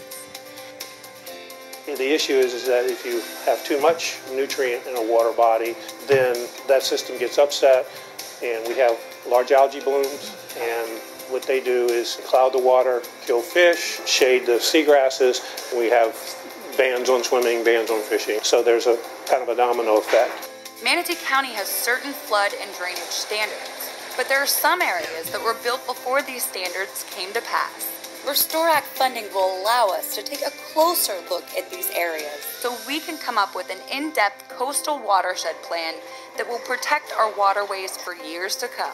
So the idea is to develop watershed management plans looking at flood control, elevations, water quality, pollutant sources, the types of pollutants. Once we understand the system, then we'll be able to recommend some sort of restoration projects. Manatee County is surrounded by water bodies, and we want our residents and visitors to be able to enjoy them without having to worry about water quality. If we can improve the performance of drainage systems within these coastal urban areas, then we will improve our quality of life for the future. For more information on our coastal watershed plan and other Restore Act projects, visit www.mymanatee.org/restore. My name is Bruce Barber. I'm the Executive Director of the Gulf Shellfish Institute. We're a nonprofit organization whose mission is to conduct applied research that directly increases production of local shellfish species such as clams, oysters, and scallops. We try to make it efficient. We try to reduce disease pressures. We try to maximize efficiency, and we also, at the same time, have to look at the bivalves and how are we handling them. how can we make sure that the bivalves we're growing are as healthy as possible, not just for their own, for their ability to grow and to produce a product, but if we were to hand off bivalves, if you were to come and buy 1 million bivalves tomorrow, I want you to feel comfortable that those bivalves have the highest probability of success. So we think with this Restore funding, we have a tremendous opportunity to accomplish multiple goals.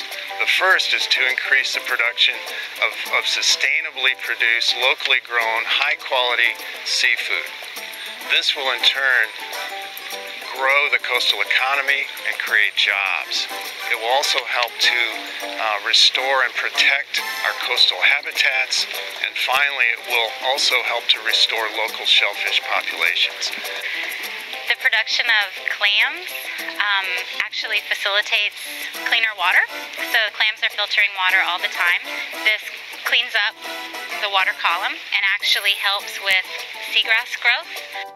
We buy our seed from the Bay Shellfish Hatchery, and we plant it in various locations that we have leased from the state of Florida, in Tampa Bay and Charlotte Harbor, and we rear those clams up to market size. This is the northern hard clam, and this is the primary product we produce. These are little neck sized northern hard clams. It's a beautiful product. It's also native to our area. Yeah, so these are the middle neck clams. These are hard shell clams that are grown locally. The guy that produces all the seed is here in Terracea, Kurt Himmel. He works very closely with Aaron's son, Aaron Jr. And Aaron Sr. They two docs because they're both PhDs. And that's Sunray Venus right there. And when they cook up, they get tawny, and you see the rays of the sun coming through the shell. Everybody will recognize that clam because you've always seen them on the beach. So this is one of my favorite dishes in the restaurant, and it's something that we're just really, really excited about because it says so much about the heritage of this area and the potential of this area.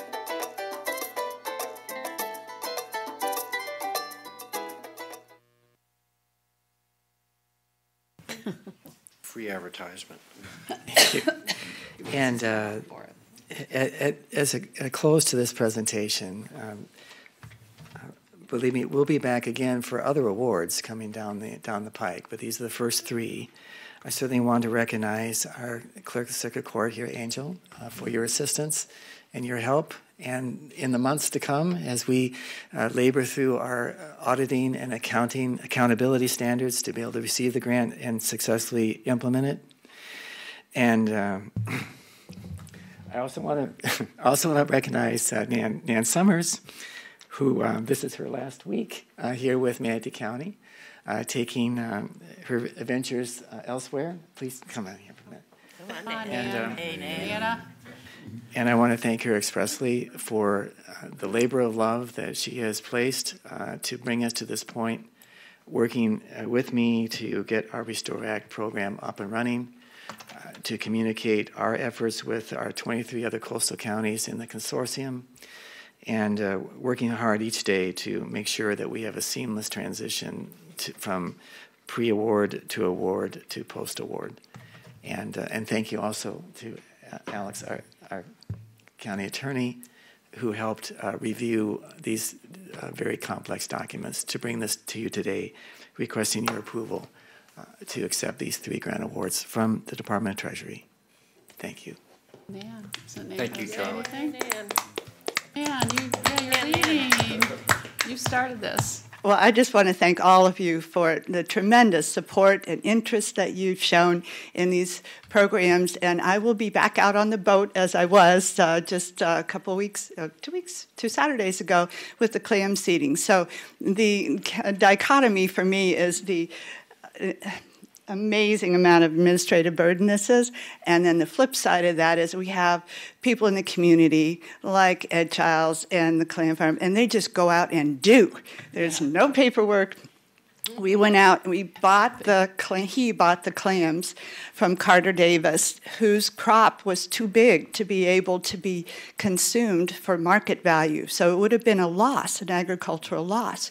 Now we are putting up to 200,000 of those clams into the city of Bradenton Beach by the pier, and they will continue for 33 years to grow to their adult capacity, filtering water. We calculated the size because they're big, 24 gallons per clam per day for the next 30-some years is going to help that.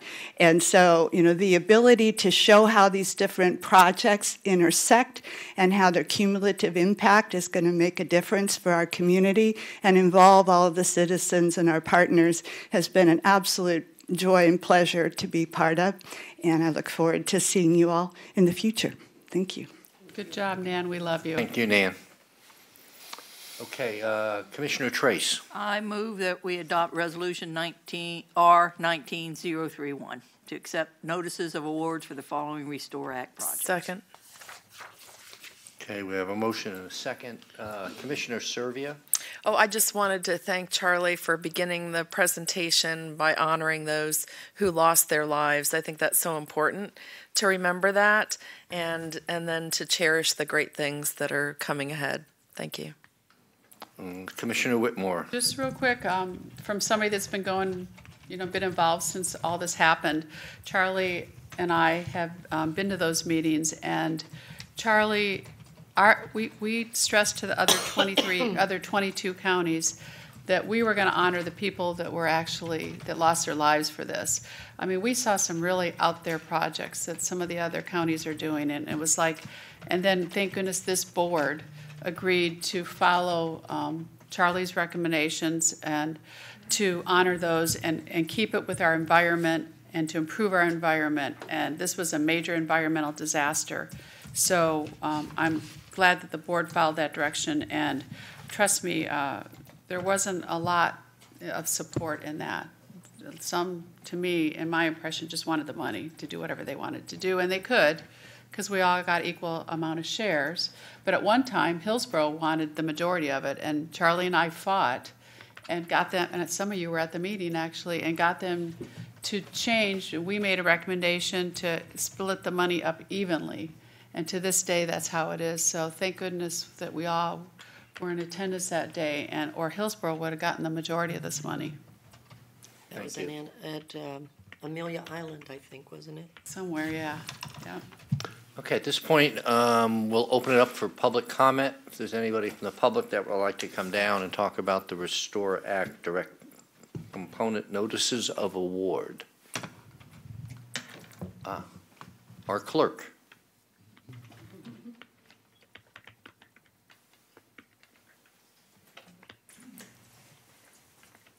Good morning, Commissioners.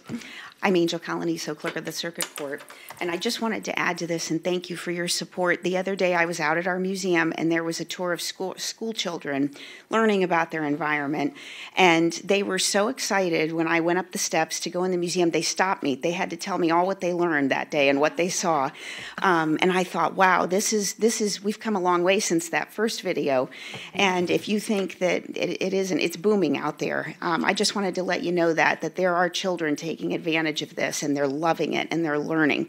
So it's a positive thing, and thank you. Thanks, Angel. Thank you, Angel. Seeing nobody else, we have a motion by Commissioner Trace, second by Commissioner Ball. All those in favor say aye. Aye. Aye. Opposed?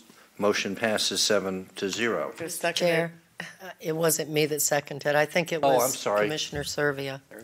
Similar voices, I guess. I would have, though. But The next item, Washington Park funding support. Charlie is up again. Commissioners, again, thank you. Charlie Hunsaker, Director of Parks and Natural Resources. This is a add-on item that reflects the rapid pace of both state and federal legislation. And it's intended to support and back up actions to be taken by the Port Authority in the coming month, discussing how dredging support to keep the port viable and moving forward will happen.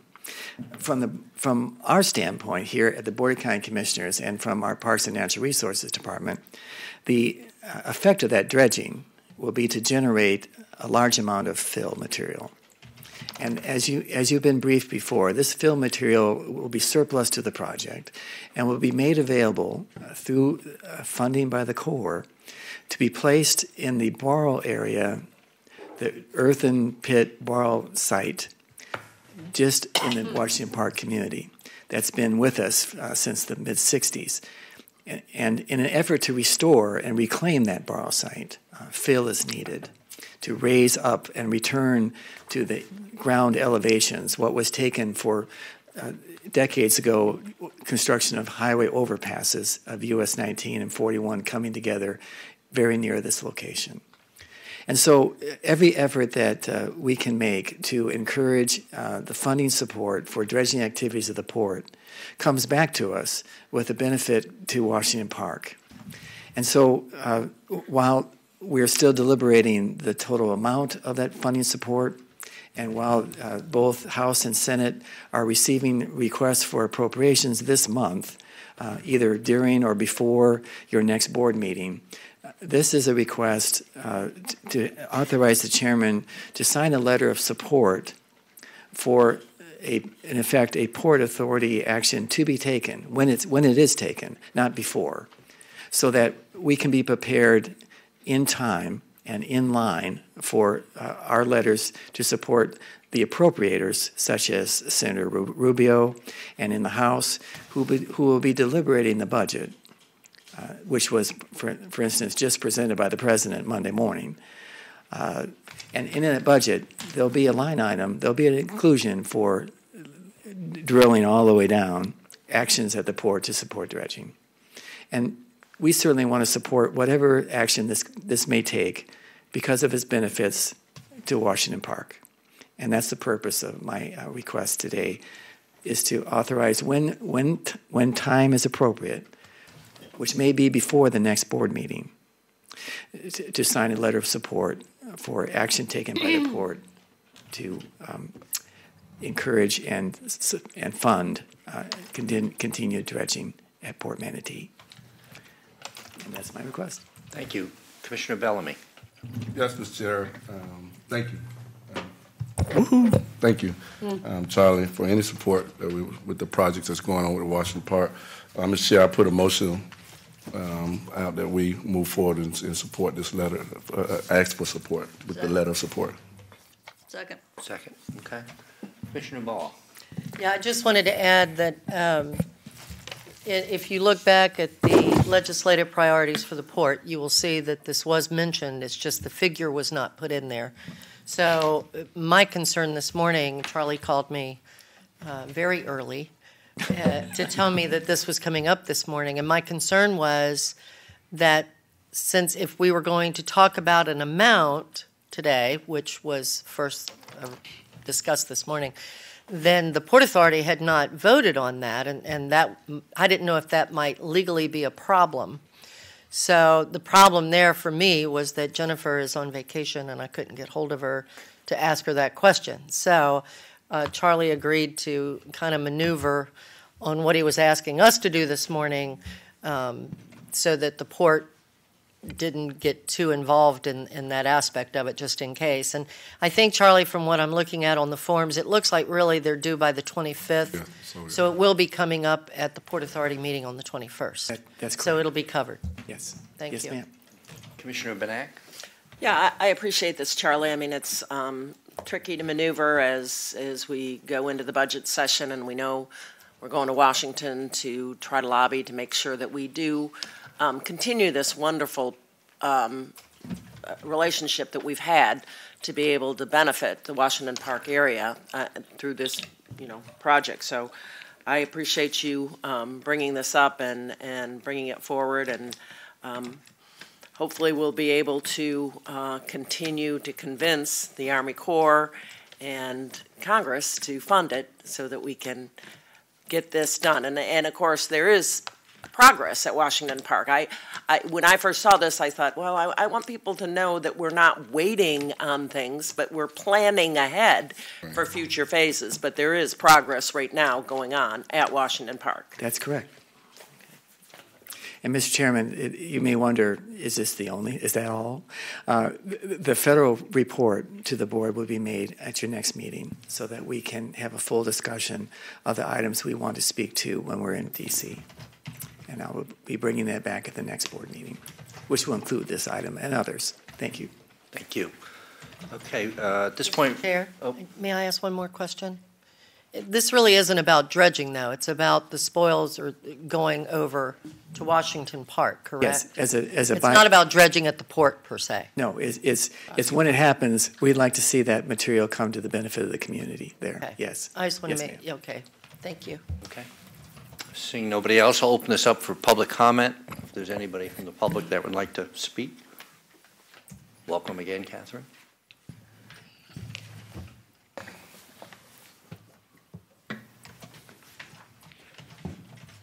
Catherine Edwards, thank you very much.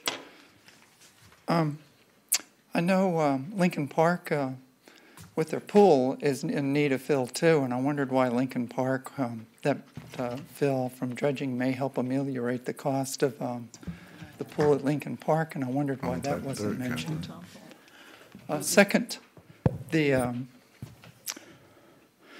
know sometimes fill can have toxic components within it, and I'm assuming that all the tests that ensure that the fill isn't toxic have been performed, or the county knows exactly what's in the fill it's getting. Thank you. Thank you. Commissioner Servia? Well, thank you for your public comments. That was one of the questions I had at my briefing, and it sounds like Charlie is going to answer. Yes. I'd be happy, because there's a federal interest in this also, and there's been a full testing of the material. There's residual arsenic in it, but it doesn't rise to the level of being hazardous to recreational uses, and so we're good with that. It passed. In other words, it meets the tests that have been established for use in a recreational area. Secondly, this fill comes from maintenance dredging of fine silts and clays. And even when it's dewatered in a solid state, it's not the kind of structural fill that is normally employed to support buildings or structures, or for this matter, a pool. And so its use at Washington Park will be to provide a surface for which we'll provide recreational trails, and boardwalks and observation, but we don't plan to build any structures on top of this additional fill material. And so it would not be suitable to support the fill needed at the pool at Lincoln, but rather ideal for making hills and valleys and rolling features that can be walked upon, much like the celery fields there at Sarasota. Smaller scale, but much like that successful project there as well. Yeah, thank you very much. Seeing nobody else, we have a motion by Commissioner Bellamy, seconded by Commissioner Trace. All those in favor say aye. Aye. Opposed? Passes. This time, all 7 of us are still here. Thank you, Charlie. Okay. Next item, item 41, is the appointment of John Osborne. Sherry? Thank you. Mr. Chairman, County Commissioners, I'd like to ask John Osborne to step forward. Again, he's done this. Thank you very much.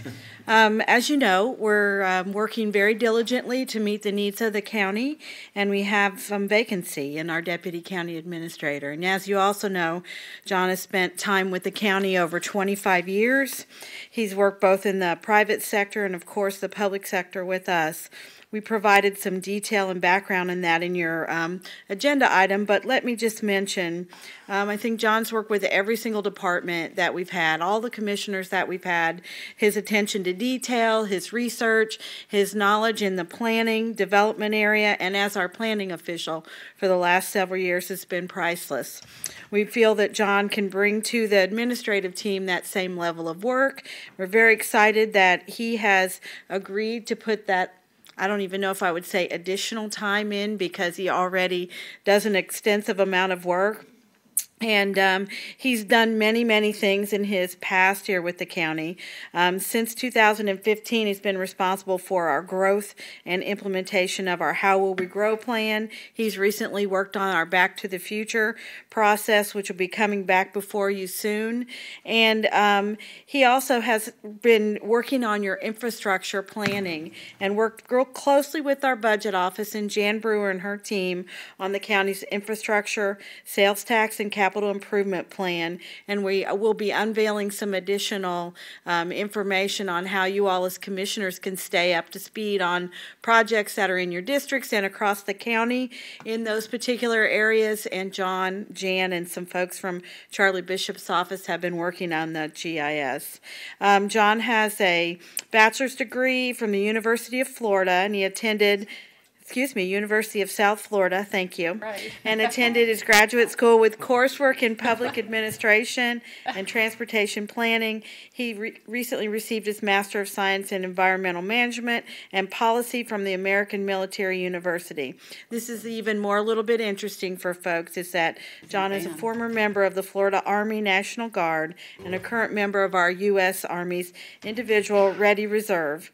And in his career, he's continued to serve both in voluntary public service and also has a very detailed background in our public safety area. He was the recipient of the John T. Farr Memorial Award in December of 2013 for his professionalism in urban planning by the Gulf Coast chapter of the Florida Planning and Zoning. And John is also a graduate of our local Manatee Chamber of Commerce 2015 Leadership Manatee class. And I'd be honored to bring forward John for confirmation as a Deputy County Administrator with our team. Okay, thank you, Sherry. Commissioner Whitmore. And also, I think he plays the guitar in a band. Church, I remember that. I saw that on social media. Dan, oh gosh. I was thinking of Dan. Yeah, I know. I was going to say this is a perfect fit. I know when Ed and Dan went out of the country, both of you were in charge and did a good job. And my words for Ryan this morning are the same for you. You're humble, you're professional, you're kind and respectful. And with that, I'd like to make a motion to confirm the appointment of John Osborne as Deputy County Administrator effective today. Second. Whoa, you got support, girl. You got support. Okay, can't write those down. Who got this? I don't know. Vanessa's claiming that. Okay. I'm claiming that You're one. next on the board, if that's something to add. John, you and I have had many conversations about our faith, and I do feel that you are the type of person, I should say, that will be a great asset to Sherry at this point. And I'm so happy that you're coming in, because I feel like that you're really the image that we need for some deputy county administrators. You're above reproach, and it's just so nice to have you on board in this position. And you can ask Sherry. Yesterday in my office, she brought it up to me, and I said, absolutely, got my vote. So I just want to say congratulations. You've certainly earned it. Thank you. Commissioner Benak. Yeah, I've worked with John for a long time in many different capacities, both of us in and out of the private and public sector, of course, working at different locations. John, didn't you also serve as a chaplain in the military? Yeah, I did. Yeah. Wasn't going to mention that, but... Well, I was, because it was missing in this, so I know that he served in the chaplain corps for the Florida Army National Guard, and I was never actually fully a session chaplain. I was a direct commission, and they were so short. They direct commissioned you as a second lieutenant. You started immediately in the corps, going to the training, and so I went through a lot of it. But then the Army National Guard downsized quite a bit. The battalions I used to serve actually no longer even exist.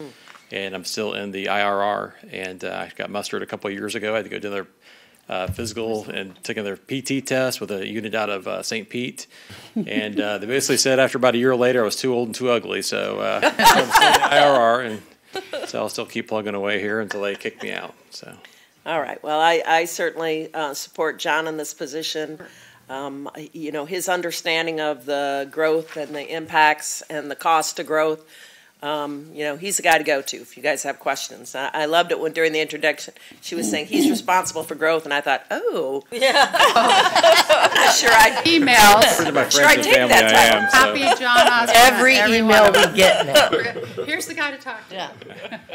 Of course, that was only part of the sentence, but John does have a really good handle on it, so I would encourage our other commissioners, if you have questions about, how the growth is calculated, what we look at, because his experience working on traffic and transportation planning is also extremely valuable. So just letting you know, he's got some really great talents that'll be very, very, very beneficial to this community. So thank you for being willing. I felt like you're being served up a little bit when you came forward. So yeah. Thank you for being willing to fill this slot. Commissioner Servia. Yes, and not much I can add, but to say congratulations. And one thing that wasn't mentioned is that John is also in a marriage with dual planners, and there aren't many of those. So his wife's planner as well. Planner, yeah. Yep. Planner. Oh, cool. Yeah. Congratulations. Thank you. Yeah, and I just, I think it's great, John. I've certainly enjoyed working with you. You're really detailed oriented, which I like, and we can really, I think, communicate as to you crunching a lot of those numbers when we were going through the impact fees and 90% versus 100, and you seem to have pretty good answers every time I raised a question. And I think this is a great honor, and it's good to see a nice young guy, keep moving up as some of us here get a little older, and so, but, congratulations. Commissioner Whitmore. Just real quick, it's either you or probably Sherry, because you were promoted up to report directly to the administrator for the impact fees. That was your role. So is Sherry you guys are going to look for somebody, or you're going to recommend somebody?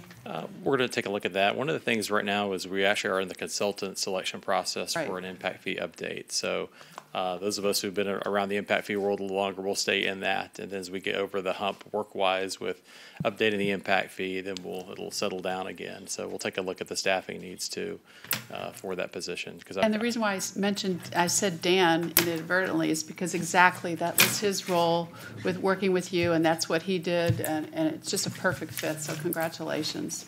I think you got this vote. Thank you. Commissioner Benak. And I'm glad that Carol brought that up, because that was one of my concerns I discussed with Sherry, and we're going to be talking about that, I'm sure. But, it's wonderful that we're moving people up and people that have experience, but we're getting spread thin. When we move people up into vacancies, we still have vacancies. Right.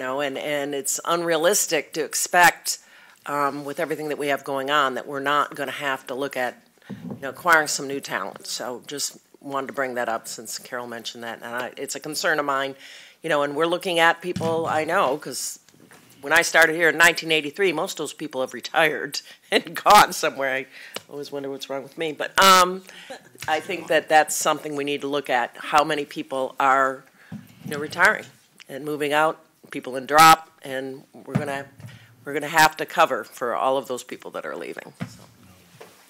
Okay, we have a motion by Commissioner Whitmore, seconded by Commissioner Baugh. I don't know if we need public comment on this. Yeah. I guess. Yes. Just everything. If there's anybody from the public that would like to come up and compliment John anymore, feel free. That was good. If not, we'll close public comment. We have a motion, a second. All those in favor say aye. Aye. All those opposed? Unanimous decision, John. Congratulations.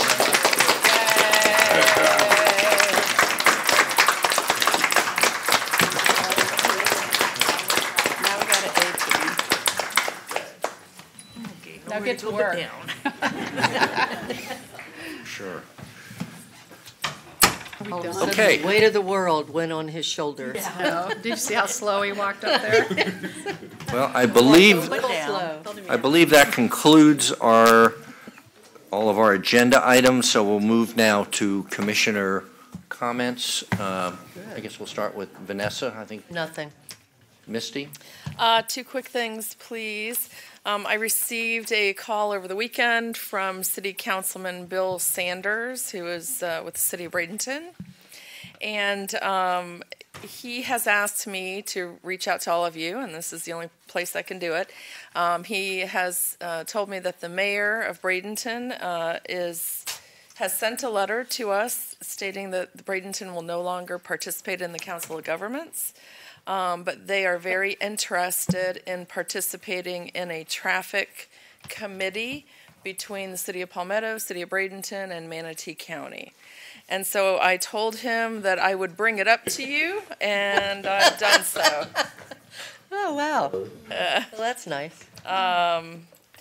And then I also, since this letter from the Federation was addressed to me, and I think you all received a copy, I just incorrect again. Wanted to address that. The LIP funding was wrong again. Yes, it is regarding the spending of the LIP money, and I do understand that our healthcare committee is analyzing Mr. Meehan's idea, and there will be a future report on that.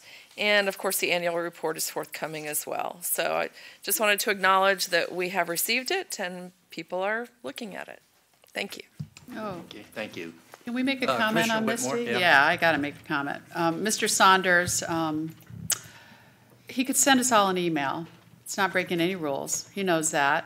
When we have seen him, I say hi, and he says hi, but he's... The NOAA cities have to be invited to this. The reason why, and again, I brought this up at the last Council of Governments meeting, the reason why I asked if we still wanted to have this because the cities weren't starting to attend. And it wasn't only the mayor. I heard it from Bradenton City Council people that it tended to be heavy on county, and it used to be so we could all dialogue about issues. So nobody needs permission to attend that meeting. If the mayor doesn't want to attend, he doesn't have to. If Mr. Saunders, who was at the last meeting, wants to, he can. So he can state all he wants, but it's open to everybody. Not all the mayors attend. Island mayors very rarely do. So in all fairness to everybody, if the mayor doesn't want to, that's fine. But it did change from when the mayor Poston and I started at the very beginning of this. The focus did change. It wasn't a getting together, talking about issues. It was, let's present what's going on in the county or the school board and all that. And, when you got a city or you're working, you don't get paid to be full-time or whatever, like the islands. I think they make $1,000 a month, and they all have jobs, most of them. So anyway, Mr. Saunders I saw was there, and, that's fine. But the mayor doesn't want to come. He doesn't have to come. So. Yeah, and just for the record, I mean, I did encourage him, and I think that the Council of Governments is the place where we can discuss things that overlap into different jurisdictions. It's really the best way to do it, and of course you're going to have times where the meetings don't affect certain jurisdictions, and then there will be times when it does. And Carol, he even brought you up and said that you had mentioned at the last meeting that, there was some discussion about whether or not the meeting was even still worth it. We're there. Yeah. So I'm just the messenger. I'm just letting you all know. And Mr. Marshall's letter was again incorrect. I forwarded it to Mickey. He just responded by, we've already sent something. His facts are wrong. He won't take our legal opinion. He won't take the state legal opinion, and he'll keep writing those letters that are inaccurate. And he's done that. He was against the sale of Manatee Hospital, and he's been against the sale of Manatee Hospital, or Manatee Hospital being a private hospital, since day one. I remember Pat Glass saying he fought to not have the county sell Manatee Hospital to a private sector. And he came for years to every meeting. And he has a right to, but his facts are incorrect, and we did correct it. I don't think he put it in his last memo, we'll see. But I checked with Mickey again yesterday, and after I forwarded what he sent us, and he's still incorrect. But thank you, we all got it. Mr. Chair, if I might, Mr. Marshall is apparently under the impression that Manatee County has some ability to audit the ultimate use of LIP monies. We do not. The LIP program is administered in the state of Florida by the Agency for Healthcare Administration in Tallahassee. They administer the program from soup to nuts. All we do is contribute our dollars, and we get matching dollars plus some back from the federal government. But ultimately, the auditing process is up to ACA and ACA only. So I thought that my recent memorandum was quite clear on that, but anyway, thank you. Commissioner Benak. Thank you, Misty, for bringing that forward. He actually approached me at Kiwanis, said he wanted to talk about something. I talked to him briefly at a baseball game. He said that he did not want to talk to me at all about this. He did not want to talk at all, but it was about the COG meeting. So I'm glad he talked to you about it, because his response to me is, I will not talk to you about it. I said, okay, because he was very angry that I did not properly respond to him after mentioning it to me at Kiwanis. So I'm glad he's talked to you about this.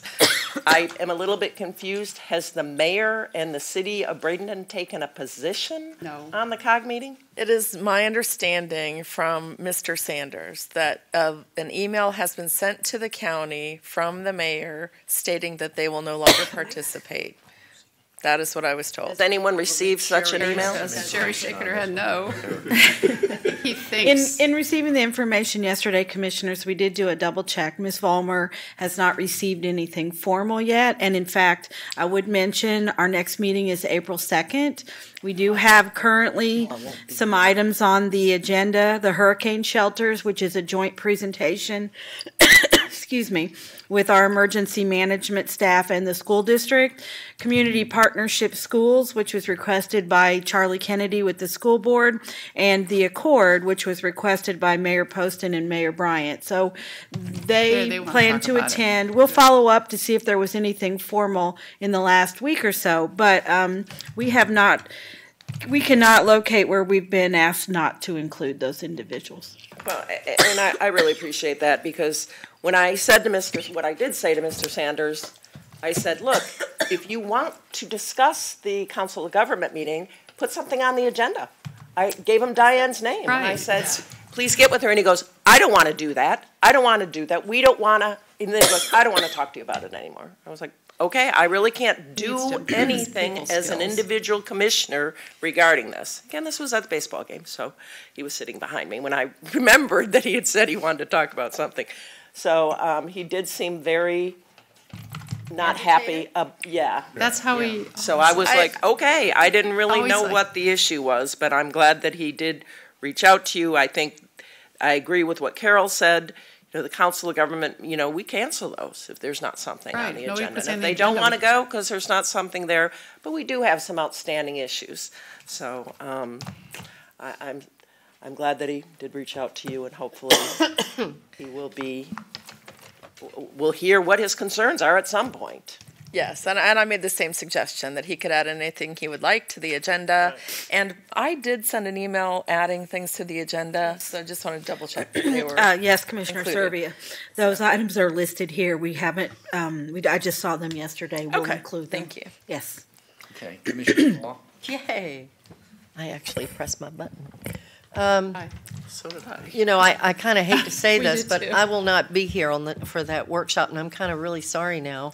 Yeah, we needed you. I wish I was going to be there, but I can't. But you know what? My first thought, I had not heard of this at all, and my first thought was that I thought it was a little rude, because you know what? It's the first COG meeting for our county administrator, our new county administrator. Do I have to say acting? No, Mickey Whatever. says you don't have to. Okay. So it would seem to me that this is a great opportunity for the county and the municipalities and the fire districts and EMS and the school board, for everyone to, you know, kind of have a kumbaya moment and start discussing things that really involve all of us. Or it doesn't even have to involve all of us. It could just involve the city of Bradenton or the city of Palmetto, whatever. We're all in this together, and it takes I'm not going to say it takes a village. That's not, okay, but it does. It does. So, you know, the point is that I think that what I'd rather see is, you know, everyone come together and try to see if we can't make things better than they've been. And I know that's Sherry's what she wants to do as well, and John Osborne and others. So I would hope that, I'm going to assume right now, since we haven't received anything, and you do have the mayor on the agenda as a presenting, I'm going to assume that this is just Mr. Sanders, Sanders, And I'm hoping that perhaps he'll change his tune and come join us, and we can all work together. Thank you. Betsy, any comments? Yeah, I just want to it's kind of jogged my mind that I'd read in the paper about a tax that was being applied to the hospital in the city of Bradenton. I read it too. It's interesting. Yeah, it was interesting. I didn't see it. And do you know what I'm talking about? This is Special regarding taxing hospital district. costs, special taxing district in the city for hospital costs. And that was confusing to me what that would mean to county residents. Would that only mean city residents? No, it's covered. It's all about lip funding. I just It's became about aware of funding. that as well, but we'll provide some more detail to that and get The that to city you. has it. Yeah, well, it was just one of those things that I saw, and I was like, wow, so this sounds like a kind of a pilot program. I'd like to know how that does affect county residents. That's it, I guess. It's all a financial Can I thing. respond to Betsy? I actually brought this up a couple of years ago, maybe 3 years ago, to Kevin DeLillo and Ed. And I didn't know, I didn't see it in the paper, so I didn't know that was happening with the city of Bradenton. But it is it's done in Sarasota, but Sarasota has a public hospital where we don't. Ours is private. But if they can do that, that's not a bad thing necessarily for the hospital. Oh, I didn't think it was a bad haven't thing, read and the I article. read Kevin's comments. He seemed to be in favor of it. And it does have to do with lip funding, so it is more all complex about- than just a straight. It's not a but straight special right. assessment. But it is an assessment that's being The hospital charged pays it. to the hospital, right? 6%. Charged to the hospital, but it helps to bring the lip funding directly to the hospital. But I don't get that. But it's only the city of Bradenton. That's the part I didn't The understand. hospital's in Bradenton. It's not in the county. That's why. My guess is that it's a Financial. tax advantage to the hospital. Exactly. By paying a tax, they can then write that off as Off. an expense Okay. corporately. Yeah. Versus now, they don't get that benefit. Okay. So because it's just, from what I've read, it's just a wash. Right. So I'm sure for them being a for-profit, they now can say, oh, here's a tax we can write off as an expense. All right. But it's something that we should, it's something we should understand because it might have implications moving forward for our budget because we do know that we match lip funding out of general, ad valorem tax dollars. So it is, if this is a better way to approach this issue, it'd be nice to know about it. Mr. Chair, on that, I think from how I read it, and I'm going to pull the article again, and it was in the newspaper. What the hospital wants to do is pay 6% to the city of Bradenton. They're going to assess themselves. Then that money comes back, and that money can be matched for lip. Right. It's so they're actually paying a tax to get more money back it's for the Medicaid. Exactly. Right, to increase and it was like you're right. They're Carol, paying their Medicaid. tax to the city of Bradenton, and then that's another creative way to get more of the lip funding besides what we give. More of a creative way to at least get them to what they're actually spending, taking care of patients on Medicaid. Right, increase the amount of money they get paid for Exactly. Medicaid patients. That was part of it. Okay, again, just what implications it has for the county. Yes. Okay. The only thing I have is, had a slow afternoon yesterday, so I watched the House of Representatives discussion. That was the Infrastructure Committee. That was part of a subcommittee of the Ways and Means that our own Vern Buchanan is one of the ranking members on. It was, I thought, a fascinating discussion. It was interesting that they admitted that it was the first time in 6 years that they've been able to get everybody to actually hold this meeting. Oh, really?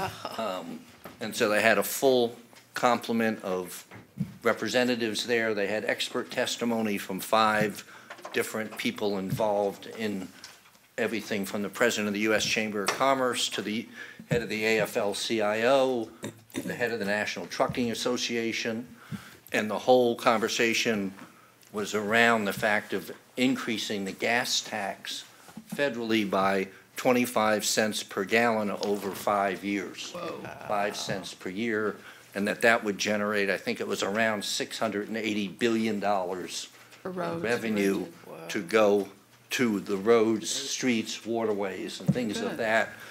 There seemed to be kind of a bipartisan support from it. They all were very complimentary, saying, you know, this is what we want to do. Vern gave a very eloquent speech about the West Coast and our growth and who his constituents are, and, you know, that we definitely need help down here because of our growth that we're having. And I thought it was very interesting that hopefully, again, you know, they were making the point of trying to get the senators on board for this, which they felt they would, but then, of course, getting it through the White House. You know, the last time the gas tax was increased was under Ronald Reagan.